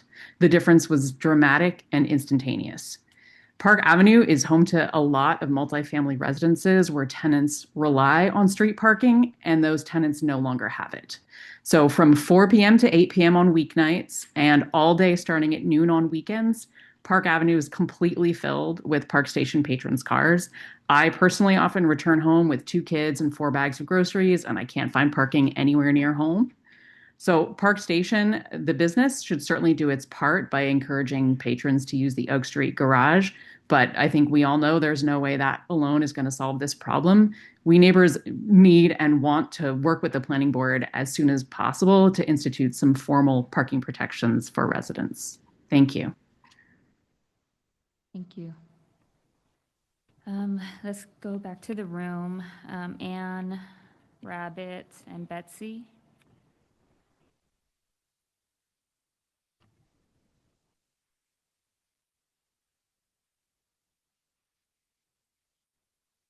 And then just a reminder, you could say, I agree with the previous speaker, so yes. I thank you. Thank you to the board for letting me speak, and I do agree with the previous speakers against the resolution. I am urging you to please retain the original conditional use permit requirements and not to expand for the reasons mentioned that there have already been 2 violations. I do have a couple of other comments. Tito Villasenor, who is a resident of 1117 Park Street, he lives right next door to AutoZone. He could not be here today because he is in Italy working. He mentioned that one day he went to go talk to the person who was mixing the band's audio, and he asked if he was monitoring the decibel levels, and the audio engineer just said no, and it wasn't his job to do that. I'm a little concerned, and Tito is a little concerned that that's not showing a willingness to be responsive to the residents' needs. And also, Tito did mention that the sound wall that was proposed for the original height would not be effective. And he works with live television productions, so he's familiar with audio and video transmissions and broadcasting. So he was really concerned about that. And I also live at 1105 Park Street, so I could also hear the music very clearly inside my house around 3 o'clock on Saturday, January 17th. I'm betting that the music was over 85 decibels because I could hear it with my doors and windows closed. I could not listen to the TV. I could not talk on the phone without having the sound interfere. The other question I have, though, is why were we not notified about the potential about this hearing? The previous board meeting in February 23, they mentioned that they shortened the radius from 500 feet to 300 feet. Yes, thank you. If you do it by, Yeah, thank you very much. I appreciate the note, and we'll follow up on that. So, yeah. yeah, and I'd like to follow up. Thank you. Rabbit?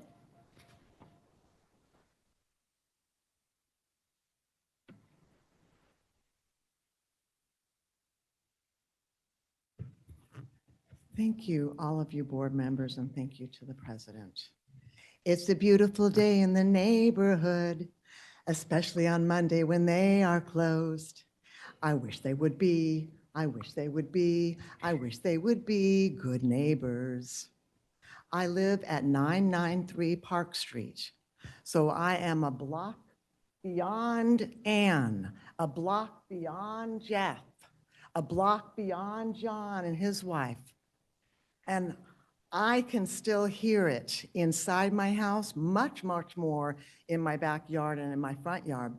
But even inside the house with the doors and windows closed at 993 Park Street, I can hear it. And as well, I will couple down on the parking, even as far away as where I live. So I'm beyond, I'm a house and 2 houses beyond the corner of Clinton and Park Street. So even on Clinton, there's no parking as soon as they opened. And even down on my part of Park Street, which is again, a bit away from these speakers, And it's the noise and the parking, and I don't feel like they tried to be good neighbors. And again, why are they asking for more? They want longer, later, louder. And this isn't Sacramento. And this is the very, very, very end of your business, of the business part.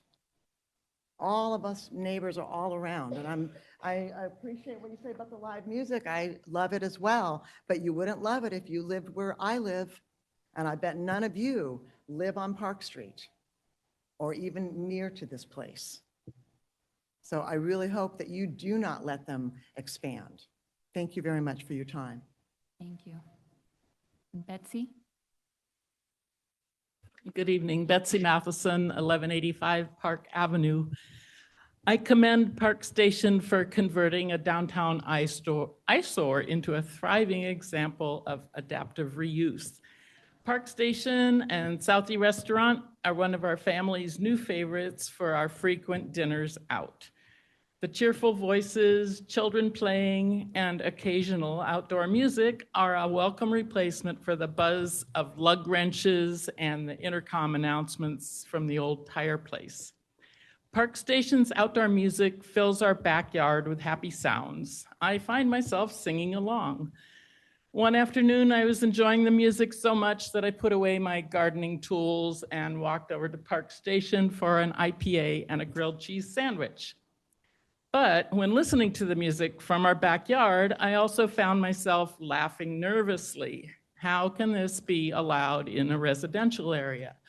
What about the people who live closer? There are 2 houses and a street between our house and Park Station. The stage faces away from our house, and still we can hear many of the lyrics clearly.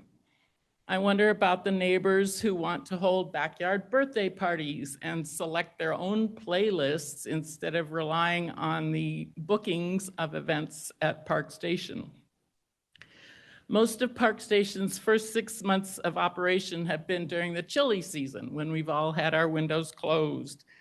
This spring, the music will follow us indoors when we open our windows, making it difficult to concentrate. I urge you to hold the allowable noise level at 85 decibels at most.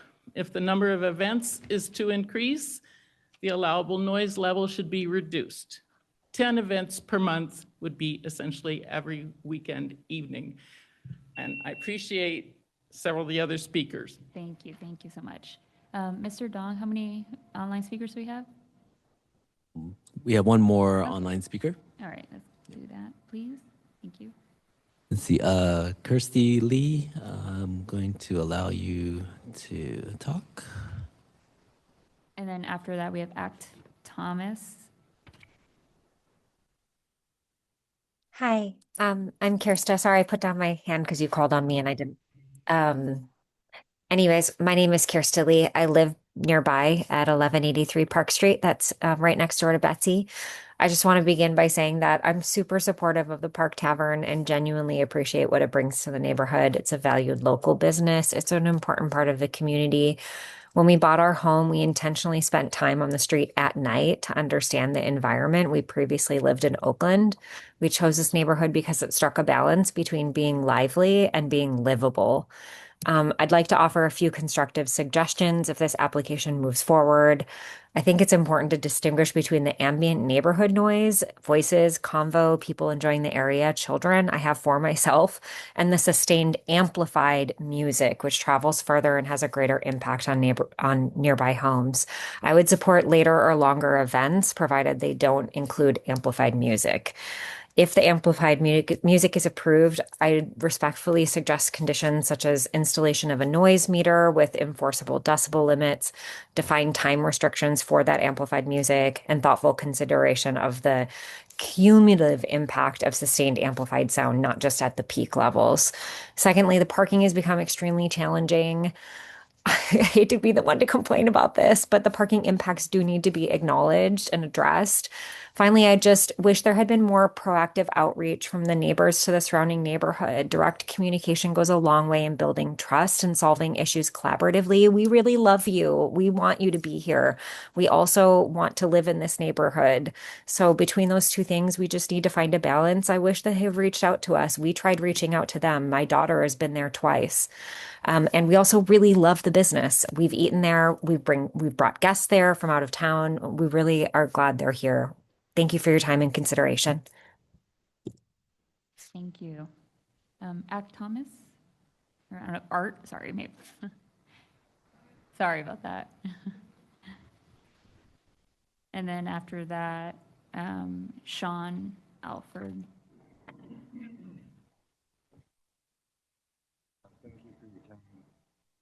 My name is Art Toms. I'm the owner of Washboard Laundromat, which has been mentioned several times here.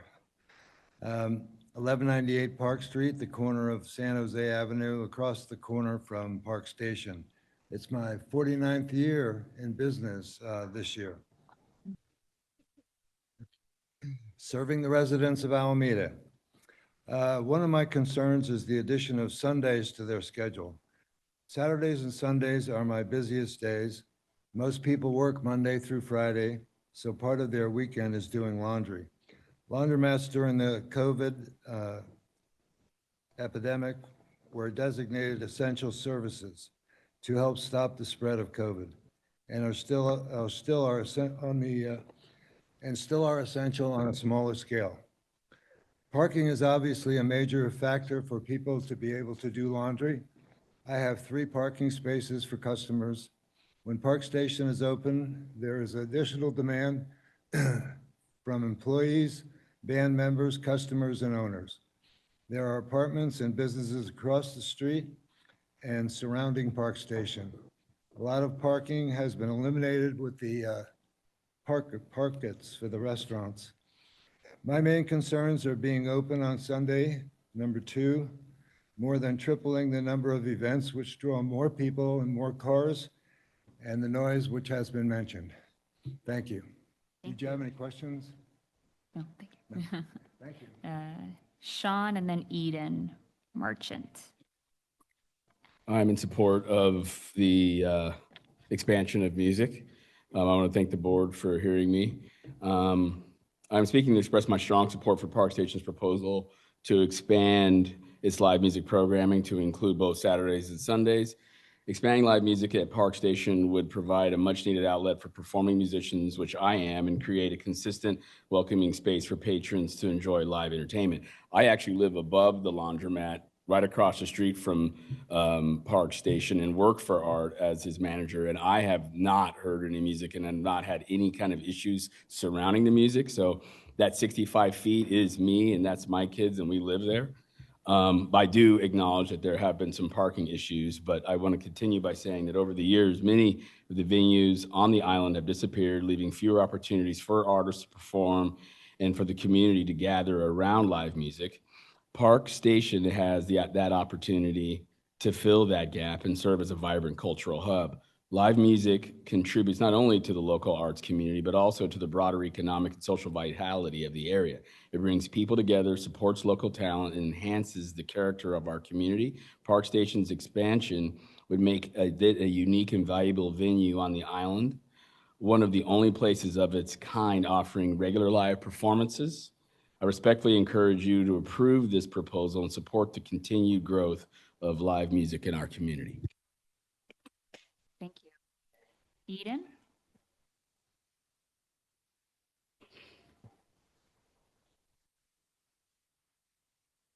I'm just going to be very brief as a community member here. I just am in support of it. I just think it's done a lot for our community in terms of bringing people together, generations of people I've noticed when I'm there. And I just think that we need more arts, we need more music, and I think it's actually helpful to the families also here in Alameda, just so the kids can also learn about music and see the different artists. So I'm just in support of it. That's all I wanted to come and say. Thanks. Thank you. John Legg and then Ted Anderson.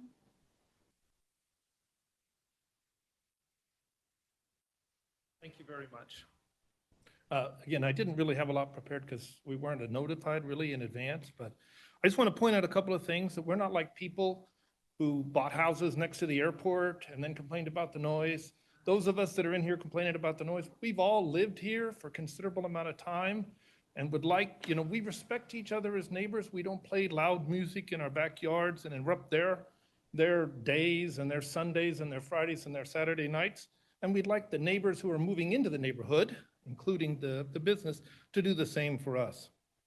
I want to point out that with one exception, the people that are opposed to this all have stated clearly where they live and that we live in proximity to it. We can't leave. If we don't like the music, we can't go anywhere. We have to live with it in our house or we have to leave our homes. That includes when I'm barbecuing in the backyard. Hey, you forgot the 2 minutes. I can just keep going.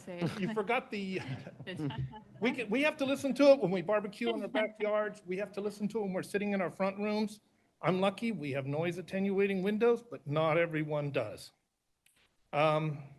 Just want to point that out. If they don't like it, they can leave. They don't have to come in the first place. We don't have that option. I certainly agree with the parking issues. It's horrendous. Extending the hours means that it'll be that much later till a parking place is available. I got to go out and move my car when everybody leaves. So I'm asking that you finish all the aspects of the original permit and implement the required monitoring which was discussed, formal monitoring, before considering any expansion of hours, performances, or sound levels. I heard somebody mention that the sound wall wasn't effective. Don't know the reasons or determination behind that. Sounded like a great idea, but now they're suggesting something else. Let's wait until something else is in place and the monitoring is ongoing so we can see if it actually works. Otherwise, you're going to put us as neighbors in the role of enforcement for code violations. We're going to buy noise meters. We're going to call the police. Thank you very much. Thank you. Ted Anderson? Thank you, everyone. My name is Ted Anderson. I'm a 25-year resident of this beautiful community we call Alameda. To provide some background, I'm a big believer in and an advocate of anything that enriches this community and makes Alameda a more vibrant and thriving place to live. It's why I got involved in the Park Station project and joined the ownership group, for disclosure's sake. But beyond that, I'm also a lifelong music lover, and particularly live music. Over the last quarter century, I think Alameda has sorely missed a consistent outdoor music venue to support local artists and those that want to listen. Over the last quarter century, in order to consistently enjoy live outdoor music, has required citizens of Alameda to travel to other municipalities to seek those opportunities and venues. Park Station and its owners have believed strongly from its very inception that outdoor music is an important community building block. We've succeeded in creating a unique venue that can successfully support a safe and controlled environment for outdoor music. And we'd like to secure the long-term right to provide that for the community within reasonable limits. Alameda deserves a consistently supported and curated outdoor music program that intends to offer a wide variety of influences and, most importantly, provide a place where artists can find an audience and be paid for their talents, and patrons can be given an opportunity to sing and dance more than a handful of times a year at city-sponsored festivals and concert series. We hope to have the Planning Board's continued support in maintaining and expanding our outdoor music program at Park Station, and if not at Park Station, where? Thanks. Thank you. And then Emily Grant and Parker Beverly.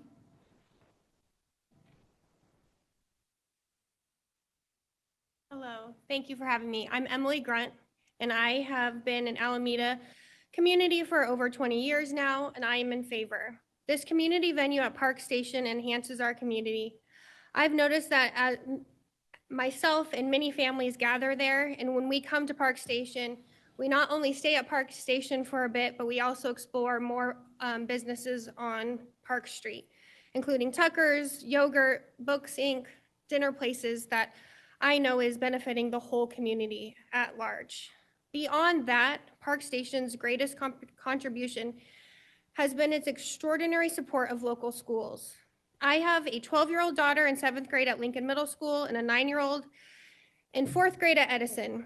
Our family has been actively involved in PTA at both schools, and I am currently serve as the Lincoln Middle School PTA president. Dan and Melody have supported our schools in many ways that I've rarely seen any local business do. They have generously provided space for committees, PTA exec board meetings, and hosted fundraising events that have directly benefited programs and activities at both Lincoln and Edison and other schools.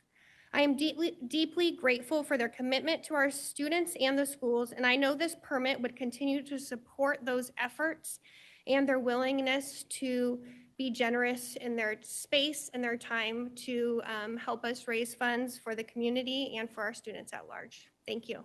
Thank you. And Parker?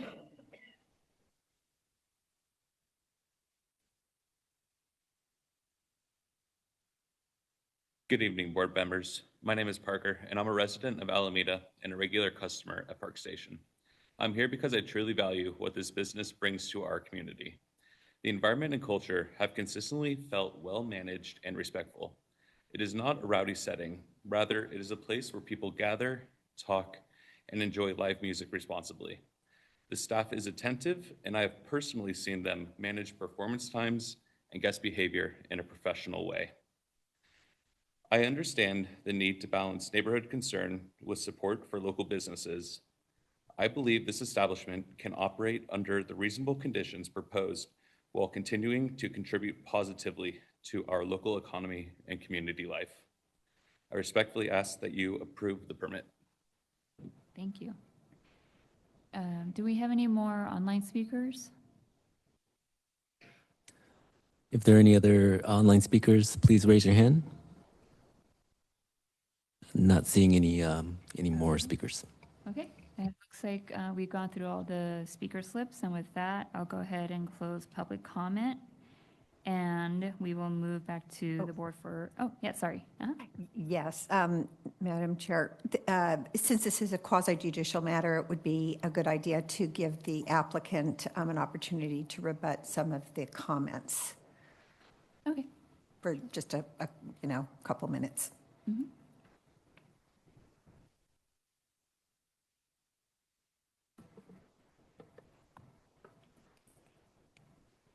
I'll speak to, I don't know if you guys can hear me, but I'll speak to the amount of days we're asking for. This is at the most extreme. During January and February, we've had 2 events outdoors. Obviously December is going to be the same thing. 10 days a month it may happen 1 or 2 months out of the year, but will not happen very often. The other thing that we may not have spoken to is that we are looking for an extension of hours, just probably for Friday nights. The difference for us in Sacramento versus Alameda was we don't worry about weather concerns here as far as, heat. So we're starting our music on Saturdays and Sundays at 3 o'clock or 4 o'clock and ending at 7 o'clock. So there is no intention to change that as far as the Saturday, Sunday times. Friday, it's a little more difficult because of people getting off work and trying to get band members there as well. But that's the only time we're really looking to extend those hours at that point.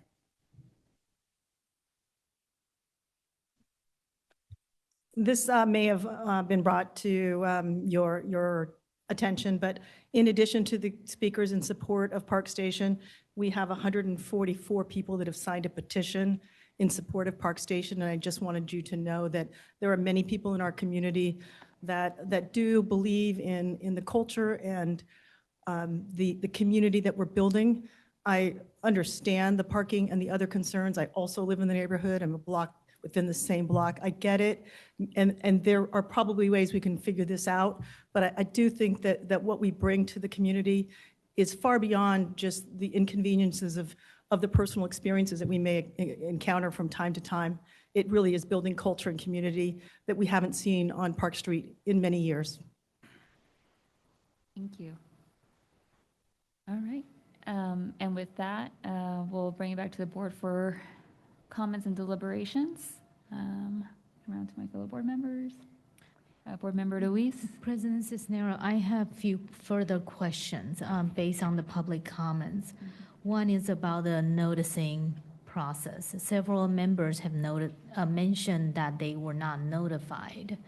And also, second thing, I would like to understand further the community outreach aspect from the owner. And full disclosure, I'm also a frequent patron of the station, and I appreciate the venue. At the same time, would like to know what is the community outreach that you have done?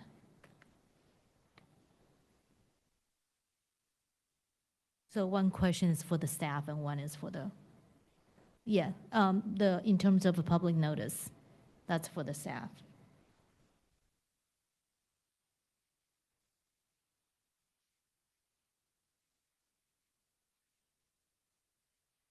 We typically notice 300 feet from the property, and we have staff that they typically go to 325 or 350 just to make sure we capture all the surrounding properties.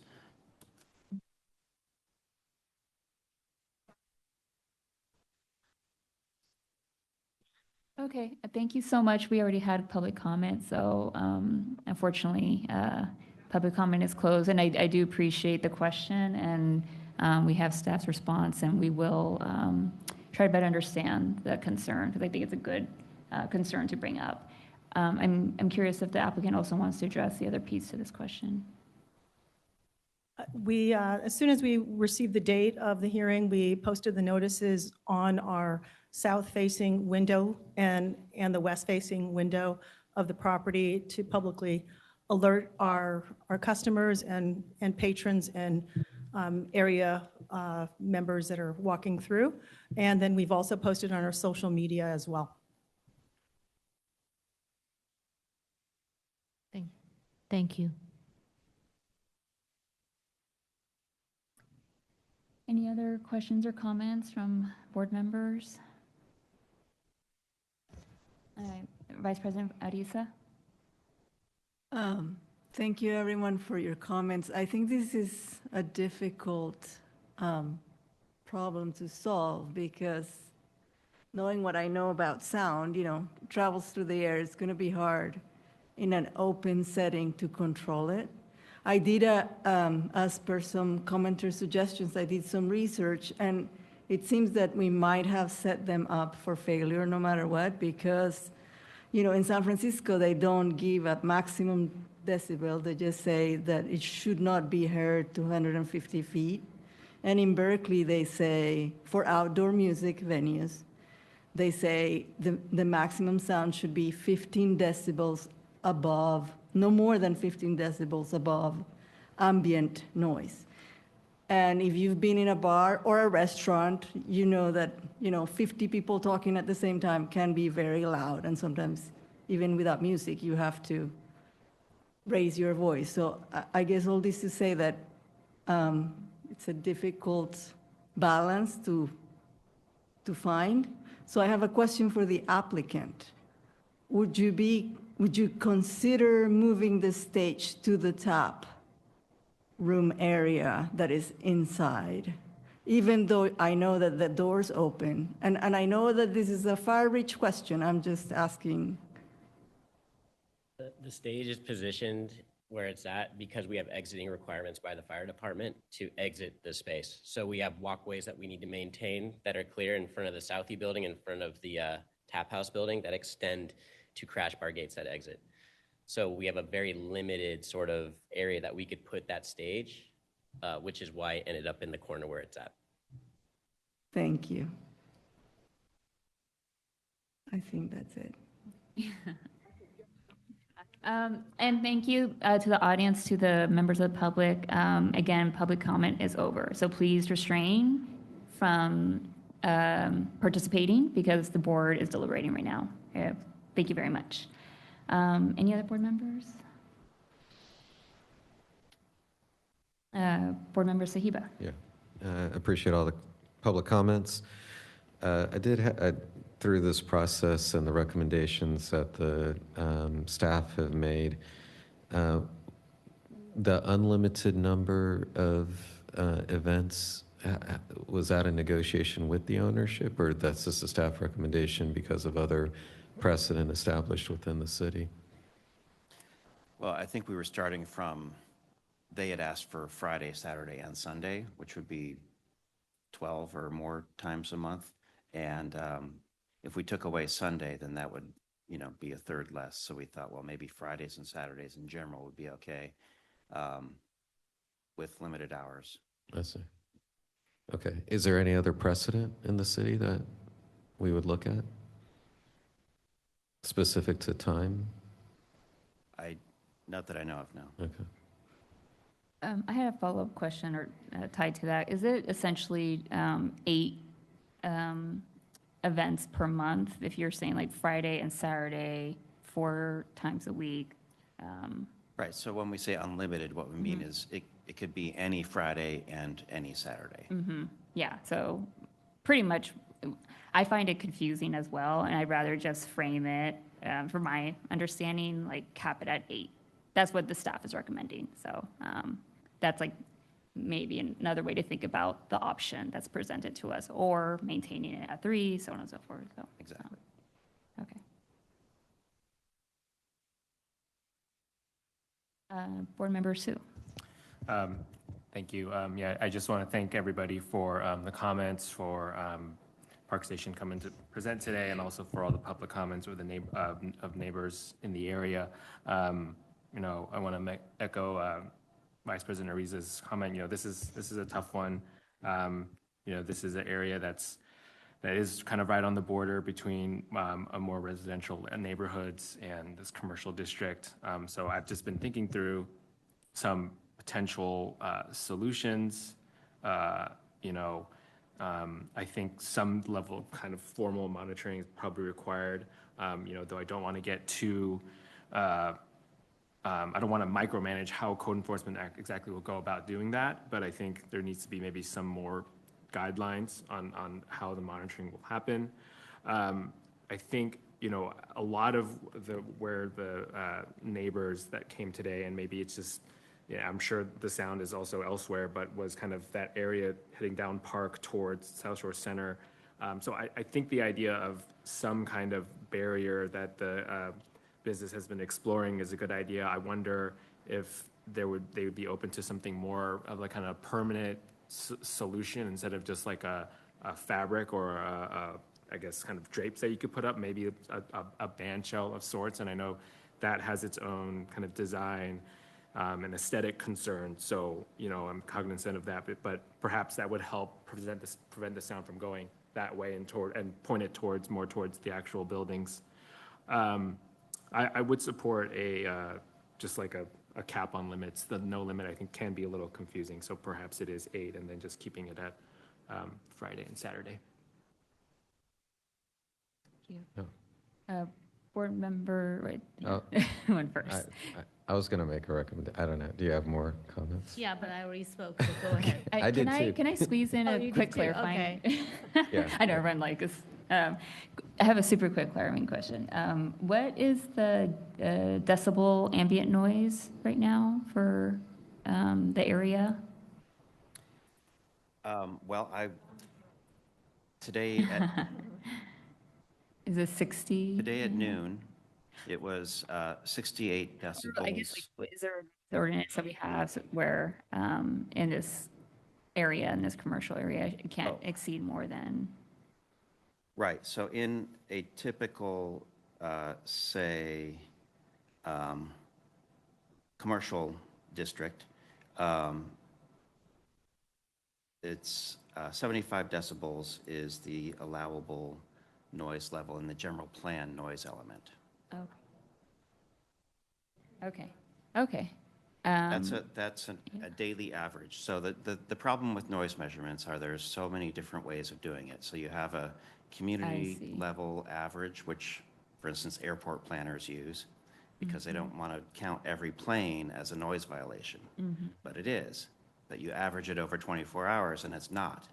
And so that's the way some people do it. And then you can do it by hour, which is how the noise ordinance is written. You have an hour, and then you have a half hour, and then you have 15 minutes.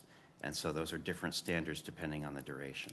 And so for that duration, in the commercial district,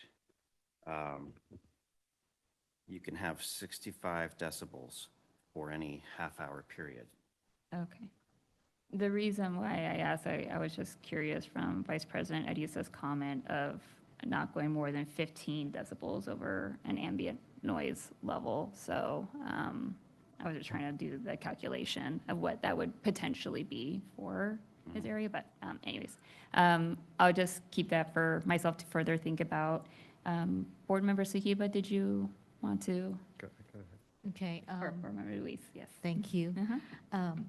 A further question, just refresh my memory. When we were reviewing the outdoor venue place on Webster, we bifurcated the amplified music versus non-amplified music, non-amplified event. Can you dig it up what we approved over there? What was the, because I know we put a lot of conditions for that very reason and then we know they were gonna hold events that are non-amplified. So I remember we made allowance for that provision. So you don't have to get back to me now, but I just wonder if you can look it up now so we have some baseline as a comparison, as a way to discuss this. And also, I would like to make a public comment if you allow me.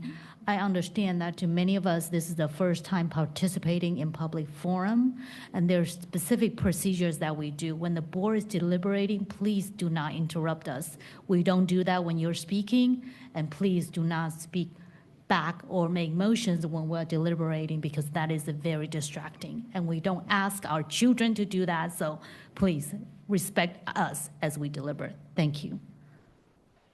I would just add, I don't know the Taylor lots amplified, not amplified, but in this case, we have indoor and outdoor. And so this permit is only about the outdoor. There is actually indoor space with a stage that is used, and there's speakers that transmit outside. So this permit does kind of bifurcate there. So they're, you know, when it's indoor, they just have to conform to the noise ordinance in general. This permit is specifically for the outdoor, which has extra allowances.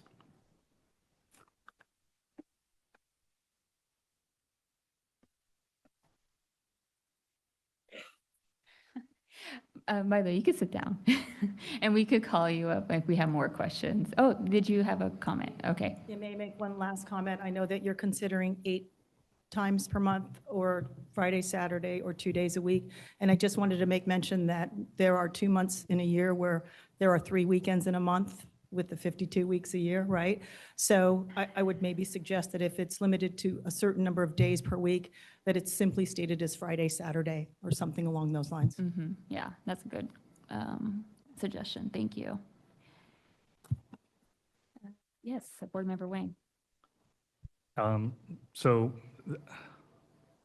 I think probably everyone in this room remembers very clearly that this space was derelict for a long time. And I think most of the people here who have spoken up, you know, whether for or against, have shown some level of appreciation, I think, for Park Station being there. It's a huge improvement, I think, over the derelict space. And also, it's just a great business, I think, on its own merit. And I say that as a resident as well as a planning board member. So I think, you know, of the 2 issues that we heard about today, noise and parking, I say all of that because I think these are both, I would characterize as good day problems, which is to me that means we've got to work on managing them, right, in good faith.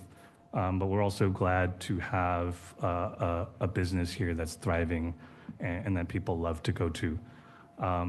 So just a general comment, and it's come up a couple times already. Granted, we are in a commercial district, but we're also sharing space. We're cheek by jowl with residential neighborhoods. So we've got I think a delicate balance to strike here. We don't want to lean too much in one direction. We don't want the residential needs to override the commercial, or vice versa.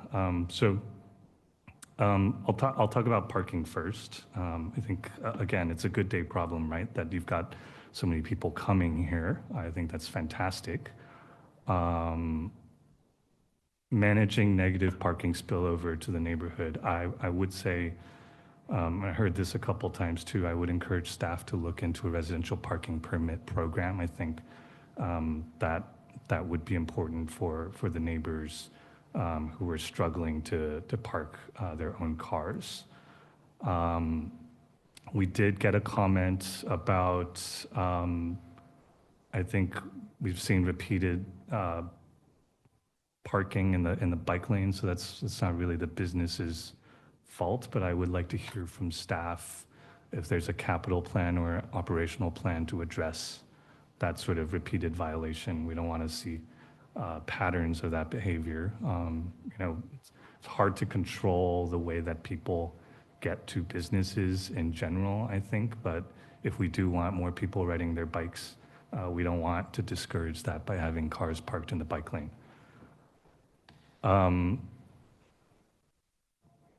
Noise. I think I'm hearing that an expansion in the number of hours and the number of events a month would be a nice to have. I have not heard an exigent reason otherwise to expand the amplified music or the number of days a month. In my view, the 3 days a month is reasonable, and to me, strikes that balance between having a commercial program here that's right next to residential neighborhoods, and so is ending at 8 p.m. So I think we've heard a good amount of stress from the neighborhood. We've also heard a lot of enthusiasm for the program here, and we've heard both from a lot of people, right? So before we get to expanding the use permit and expanding the program, I would like to see this proceed in a more stepwise fashion. We've heard some good suggestions from staff on additional conditions that we can look to for addressing some of the noise and measuring the noise more proactively. We've also heard some suggestions from the board on what can be looked into. So and those are all good ideas. So in my view, I would like to see those things explored before we expand. And I'd like to consider the expansion after those things are explored, so that we can come back and say, hey, things are going well, things are doing better. We're hearing better outreach. We're seeing improvement on parking, we're seeing improvement on noise, before we think about, hey, let's add days, let's add hours. I don't think we're ready. I don't think we're ready for that. Thank you. Board Member Sahiba? I'd like to make a proposal on the resolution, if I can do that. But before I do, I'd just like to say a few things. I think we have to be careful about how much restrictions we put on infrastructure that is not in the control of the business. I don't believe parking will be in the control of the business. So that's a challenging thing. Second is, I think we have to be careful on how much we suggest permanent structures be put up to try to mitigate this, because I think this is a sound issue and we have to control the sound. I know the structures are meant to do that, but you can also just turn the dial up and down on a speaker to control sound. So I think we have to think through that. I would say that when I look at, I'm just focused on number 9 in the resolution, the be limited to no more than 3 days a week. I know the suggestion is getting to, 8 days if we take the city's approach on keeping Fridays and Saturdays, but not on the request for Sundays. I'm in favor of that. So I would just recommend, as A states, to change that from 3 to 8, but keep it on Fridays and Saturdays. I think the event times, if we wanted to be a little bit more nuanced on which months, can go later into the evening, summer months where, kids are on vacation, school's out, maybe that is one way to thread that needle. Sorry, I'm going to try to thread a few needles here. And so that's for B and C. We could, if we want to say during specific months that the hours could be extended to 9, I would be open to that. And then I think D is fine the way it's written. E, as far as, how the breakdown activities occur, that's fine. I think with the noise level, which is the most contentious thing, And I know in this, in the way that this resolution is written, we're saying, you know, upon 3 verified violations, they have to come back to the planning board, do a hearing for the use permit again. I think the way to maybe look at this is there has to be some punitive things that happen when a violation occurs. So one recommendation I would have is that if there's a violation above 85, then it has to drop to 80, the maximum measurement. If there's a second violation, it's got to drop to 75 max decibels. And then when you get to, if you're able to not get any violations, you know, for, say, a 3-month period, then it could go back up. So I think the neighbors have to feel that the sound is going down when the violation occurs, because if it's then it's going to maintain that and then it achieves over that decibel level again, then I don't think there's a meaningful potential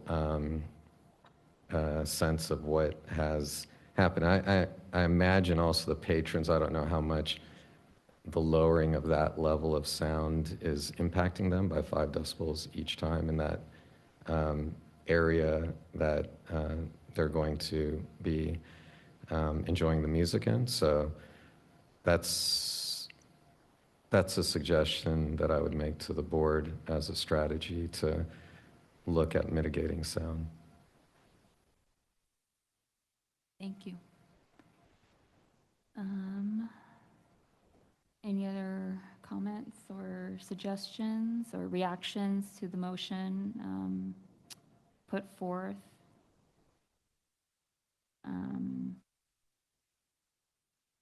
Board Member Sue? Yeah, just kind of want to build off of Board Member Wang's comments, and something I kind of forgot to add is I did have the thought of just given the ongoing issues and kind of just trying to strike a balance here is to just require, you know, in addition to obviously the 3 verified violations, but perhaps another return to this board within, you know, some amount of time, maybe 6 months, for just a kind of reconsideration of ongoing things. I would be willing, trying to thread the needle here, you know, because I kind of do agree to some extent of Board Member Wang's comments of just the things we need to think through, of maybe picking a number of events between 3 and 10, or I guess 8 if we're just keeping it at Friday and Saturday, which I support. And then having them come back in 6 months, but then also adding kind of just some more formal monitoring to make sure we're really, you know, that they are abiding by what is required of them. And I think the parking thing, you know, definitely needs to be addressed. I agree with kind of both of you, though. It's an infrastructure issue, but I also think it needs to be studied. There's also, I think, a comment about public comment about some striping issues along Park that I think should be addressed with that. And I would recommend just that staff work on that and come back to us within the next 6 months to kind of discuss. And I imagine that will involve the Transportation Commission as well. Board Member Luis? Thank you for the comments. I'm in agreement with Board Member Wang. I'm less inclined to make adjustments at the moment, seeing that the current conditions have not been fully adhered to. And in terms of the stripings, that is the city's work, we should not impose that upon applicant. That is our city's delay in our work. So that's something that we need to fix. That's not their fault, and that's the infrastructure issue. In terms of punitive measures when it comes to decibel, I mean, I'm not a sound engineer, but I also understand that that is a bell curve. So it's not 5, it's not that, you know, incremental. It can be exponentially drop and make it nearly impossible to meet. So I'm less inclined to do that. But at the moment, I'm less inclined to make any adjustment to current approval. That's where I stand right now. Just because there have been, I understand 3 violations, it's, you know, then your conditional use permit is in jeopardy. but there's two. Does that mean that two is okay? There's still two violations, right? Two formally documented. And what has been done. So I'm also in support of more permanent monitoring system so that we can extract the data. Vice President Issa? I just wanted to add, after all this, that I would love to hear the opinion of an acoustical engineer, because I just don't want to set them up to fail and violate what we tell them to do just because it's impossible to meet, you know? So it would be good maybe for the applicant to hire an acoustical engineer. It's just a suggestion, but to have a report that's actually from a professional who understands sound. I do know just from some experience that there are ways to reflect the sound to where you want it to go. So, but I don't know. I'm not an acoustical engineer, so it would be useful perhaps before we do any changes too. Yeah. I also am gravitating towards this space of holding off until we see some mitigations put in place. Something that I think Board Member Sue mentioned earlier, and I've been thinking about this as well, as and something that applicant talked about right at the outset of this is that their desire to have this ready for the summer. And it's when, like you said, Board Member Sahiba, maybe there's less kids at that point and so on and so forth. So I almost wonder if we could continue this 6-month pilot for, you said 6 months, but I'm thinking like 4 months till the summer with these recommendations that we talked about with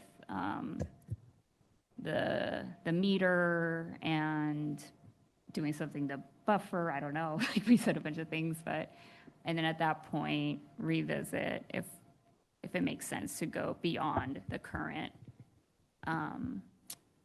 use permit hours and number of times per month. So that's something that I want to just see if the board has a reaction to that, because I think that's what it was driving the applicant's request from the beginning. And it doesn't mean we make any changes at this point, but yeah. Yeah, and Board Member Luis. President Cisneros, I'm open to reevaluating this at sooner than 6 months because we want to see significant improvement and active outreach and monitoring on the applicant side. I also understand they're probably booking for summer pretty soon. So, you know, when are you going to be, this is a question for the applicant, when would you be starting the book for summer? Sure, please. Yeah. Yes, it is true that we are actively looking at booking for, several weeks out. We have not made commitment, and respectfully, we'll go with the discretion of the board.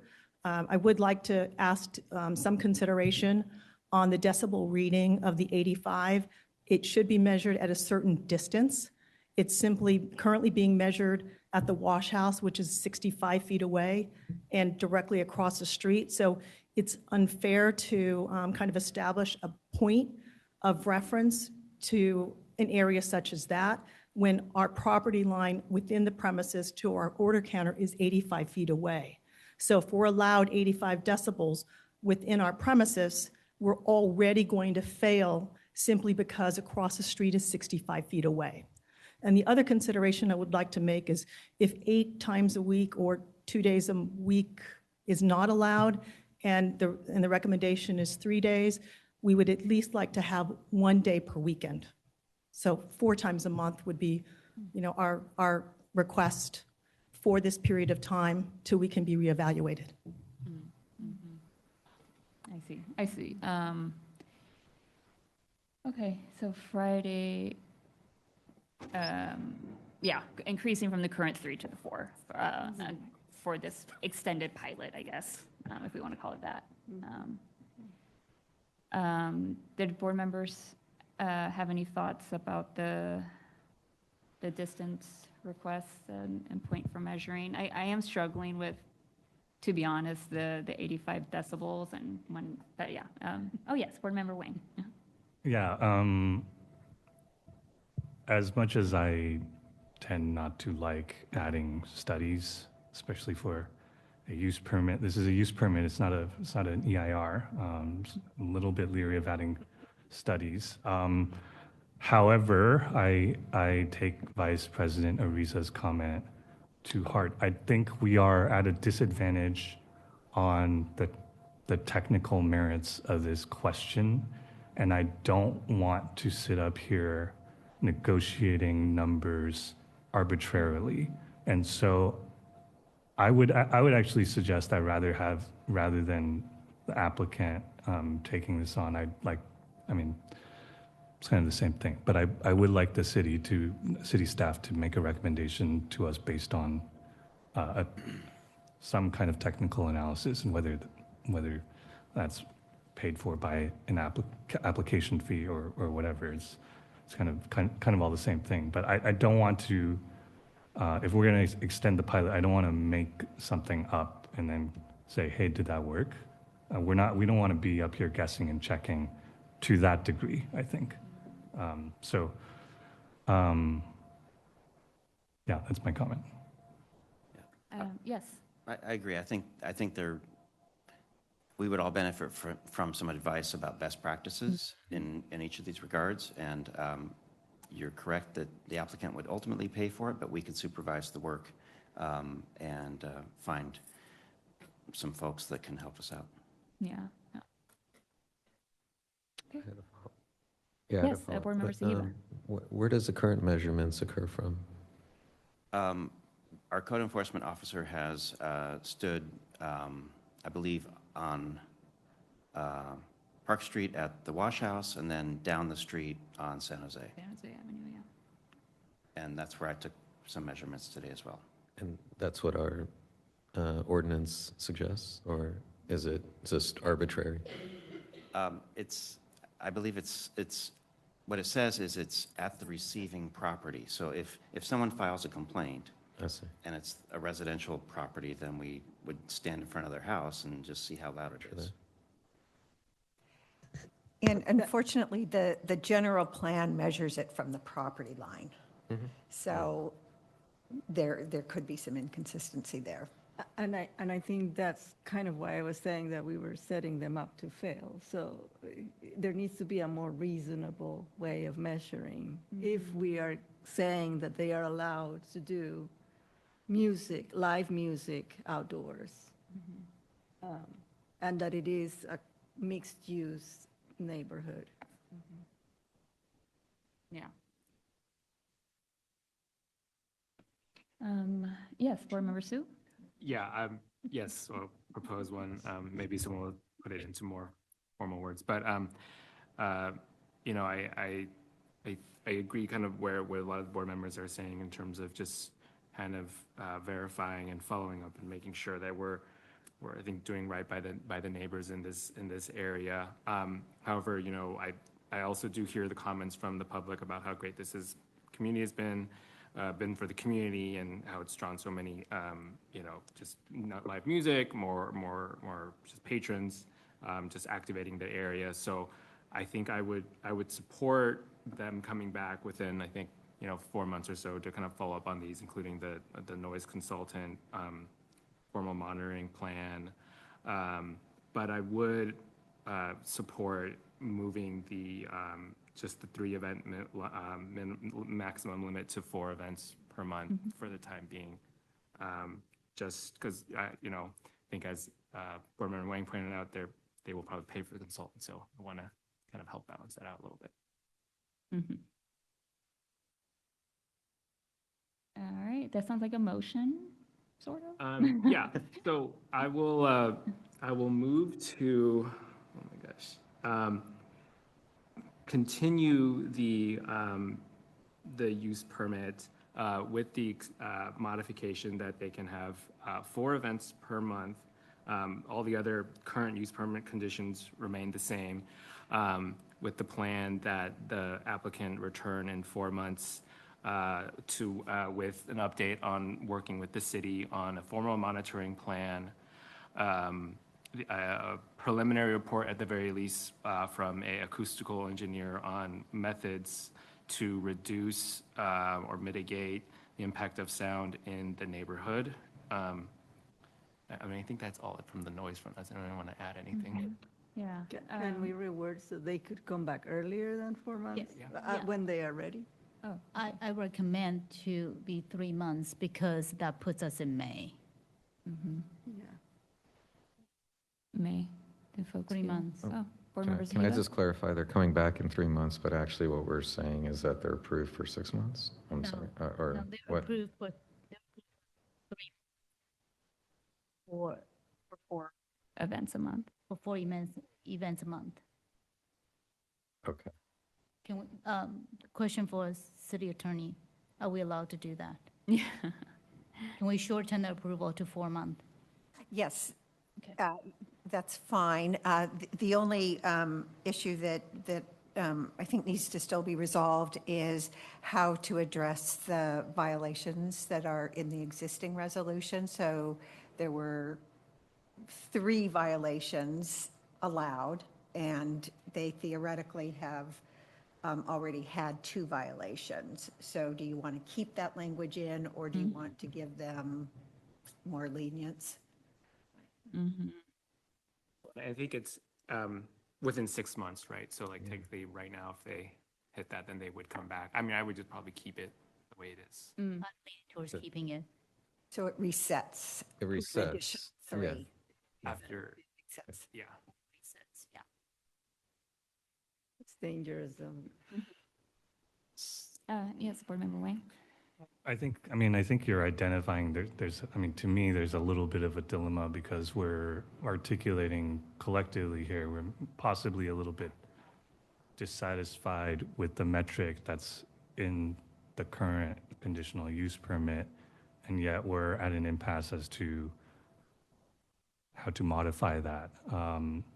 So I think part of having the expert for me is not just additional measures for attenuating the sound, but from a policy perspective, I would like as a board to be informed on best practices on how to measure. So I think in absence of that, I would support just keeping that language in place for now. And then when we come back in 3 months, I'd like to hear how they did. And then I also want to hear, is this the right measurement?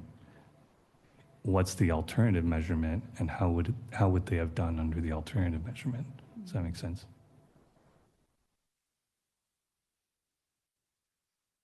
Can I? Yes, yes. I do have a question. Yes. Yeah. Because in the meantime, as the applicant has said, if our code enforcement officer goes out based on a complaint and there's a band playing, where should he stand?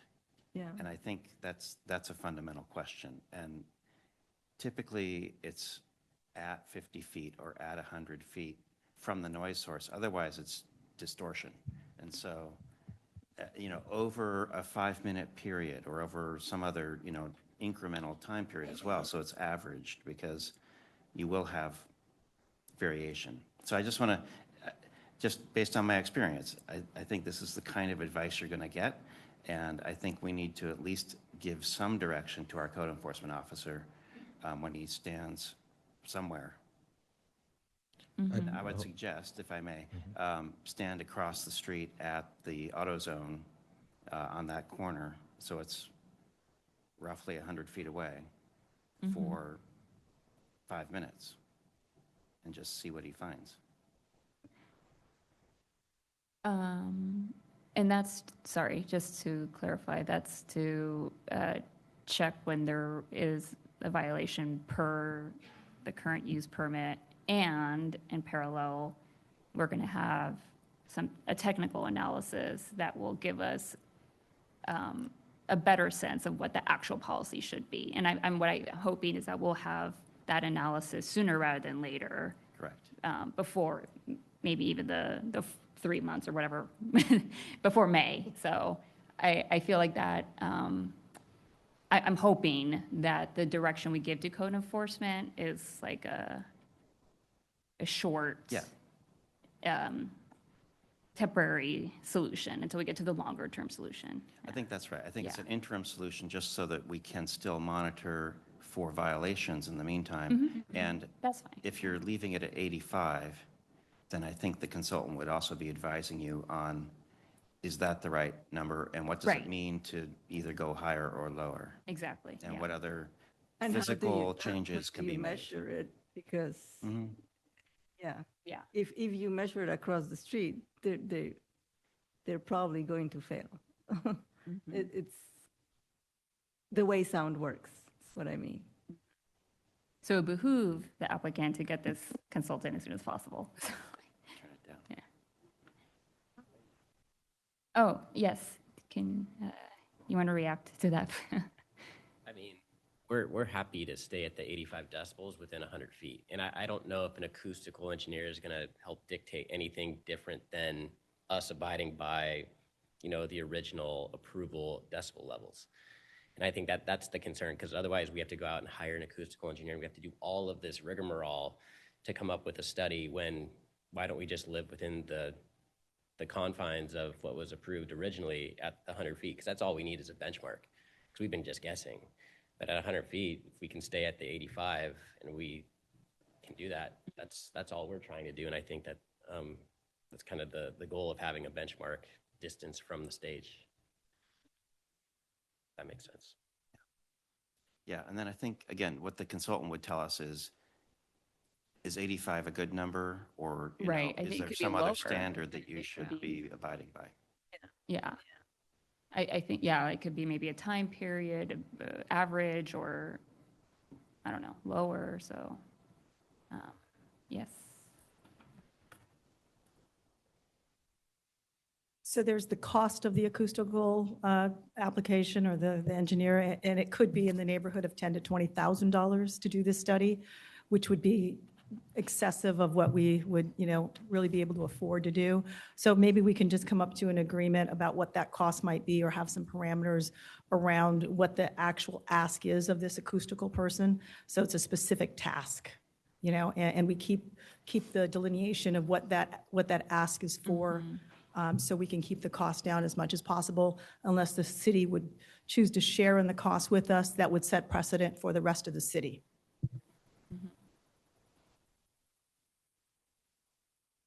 I can commit to sharing the cost estimate with the applicant before we initiate the work.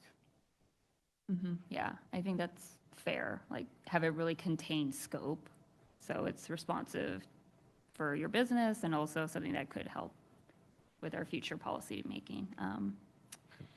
Yes, Board Member I Sahiba? just had a question. Who's establishing the parameters of this study?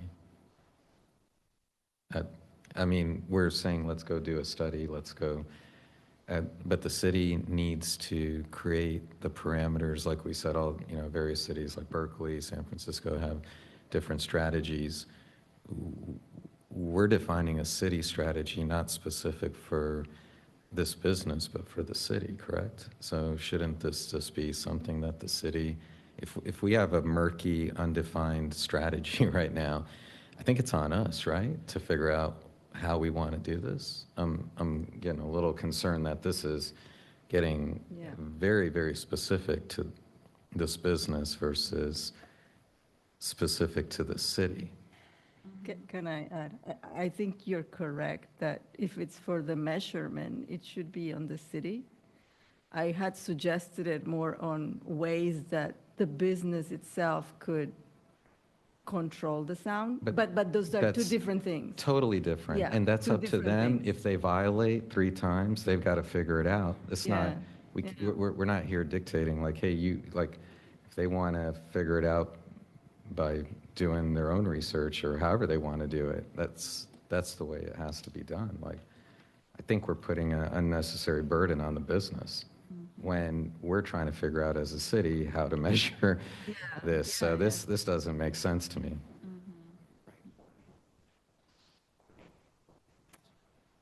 It almost seems like the city needs to do some research either on how we other just- cities do it or hire, I don't know how, but somehow. Okay. Yeah, sure. Go ahead, Board Member Wing. So now that we've gotten ourselves wrapped around the spokes a few times, I mean, yeah, so I think we're, on one hand, maybe a little bit skeptical about the current measurement. On the other, I'm also hearing from the applicant. So, okay, the applicant is not satisfied with the 65-foot measurement at 85 decibels, but would be happy to measure at 100 feet for 85 decibels. Am I hearing that right? That's what they said. Yes. So I think. how does the rest of the board feel about that? Yes, If we just want to keep it simple. We can decide that Yeah, if yeah. we'd like. Yes, that's That what we I- don't need to wait for anyone Yeah, to that's- decide yeah. that. That's what I'm prompting. So I'm fine with that. 100 feet, 85 decibels, we could put it in here versus measured at adjacent residential property lines is what it is right now. Yeah, I guess for me, I do think about like the larger policy question though. Like it's like, I mean, it works for this case, but Well, we could amend it in 6 months or whenever Yeah. we determine, Once we once have the this city parallel, figures yeah. out what wants to happen. that's fair, yeah.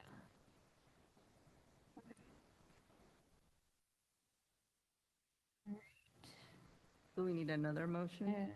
We, I think so. Well, so, yeah, I agree with everything you guys all just said. I think we should just, it should be measured at 100 feet. And I think as we've seen, there've been a couple of noise violations already. So it's on them to follow the requirements of the use permit. So I think the open question then is, are we now then considering are we amending the limits? Are we saying still keep it to 4 events a month and come back in 3 months with just another kind of consideration? And I think that would be helpful for, I think, all parties involved. I know I'm wary of the continue to keep coming back to us. Yeah. But I think this is the type of use permit that warrants it, and I think both parties are amenable to that. But I am also wary of, right, if you're looking at a $10,000 to $20,000 fee for a consultant, they are expensive, and there's like scoping and then the report, and like as Board Member Saheba said, like the parameters of the actual study. If you're comparing that to like, okay, I'm paying $20,000 for, now I'm going to get 4 more events per year, basically, and you might just say it's not worth it. Yeah. So, so I think kind of in the coming back in 3 months, like I would just give more discretion for both city staff and the business to like figure out like, okay, what do we want to do? And you were looking at the noise violations for those 3 months. So it would be the 100 feet radius of where you're measuring from on the corner of that auto zone, and going to 4 events per month, and then keeping everything else in the use permit the same, right? I don't think I missed anything. Yeah, I think that's right. And do we want, I don't know if it was, I should double check, but do we want to talk about parking? Is that just going to be a recommendation for staff to consider in addition to the consultant, like separate? In this resolution? Yeah, they're just separate I don't things. think so. Yeah. Okay. Well, I second your motion. All right, we have a motion and a second. All those in favor? Aye. Abstain?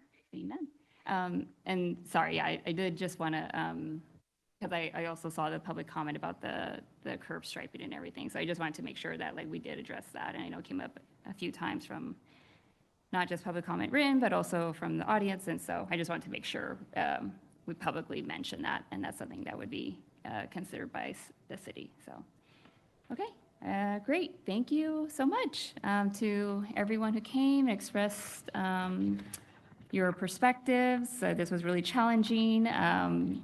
Park Station is a wonderful addition to the community, and we want all new additions to the community to be good neighbors. And so I'm hoping that this path forward could help us get to like a more happy medium. So again, thank you everyone for coming this evening. All right, we're closing agenda item 5B and moving on to staff communications. This, 6A and 6B. You take that out? Mhm. Yes, under 6A, recent actions attached to your agenda packet is zoning administrator and design review decisions that were taken in the past couple of weeks. They're still in their appeal period, so it's fine. If you want to challenge them, or if someone else wants to challenge them, now's the time.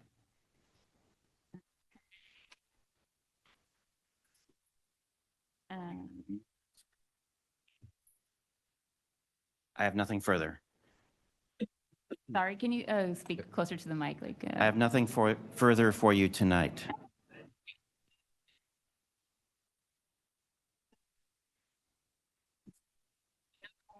Item 6, we'll go ahead and close it. Well, you have to open it to the public. Okay, open it to the public. Any public comments? No? Okay, now we're closing item 6. Board communications. Any members of the board have any announcements? Seeing none. And any public comment on that item? Seeing none, we'll go on to non-agenda public comments. Anyone could speak for 3 minutes on an item that wasn't on the agenda. All right. With that, we are adjourned.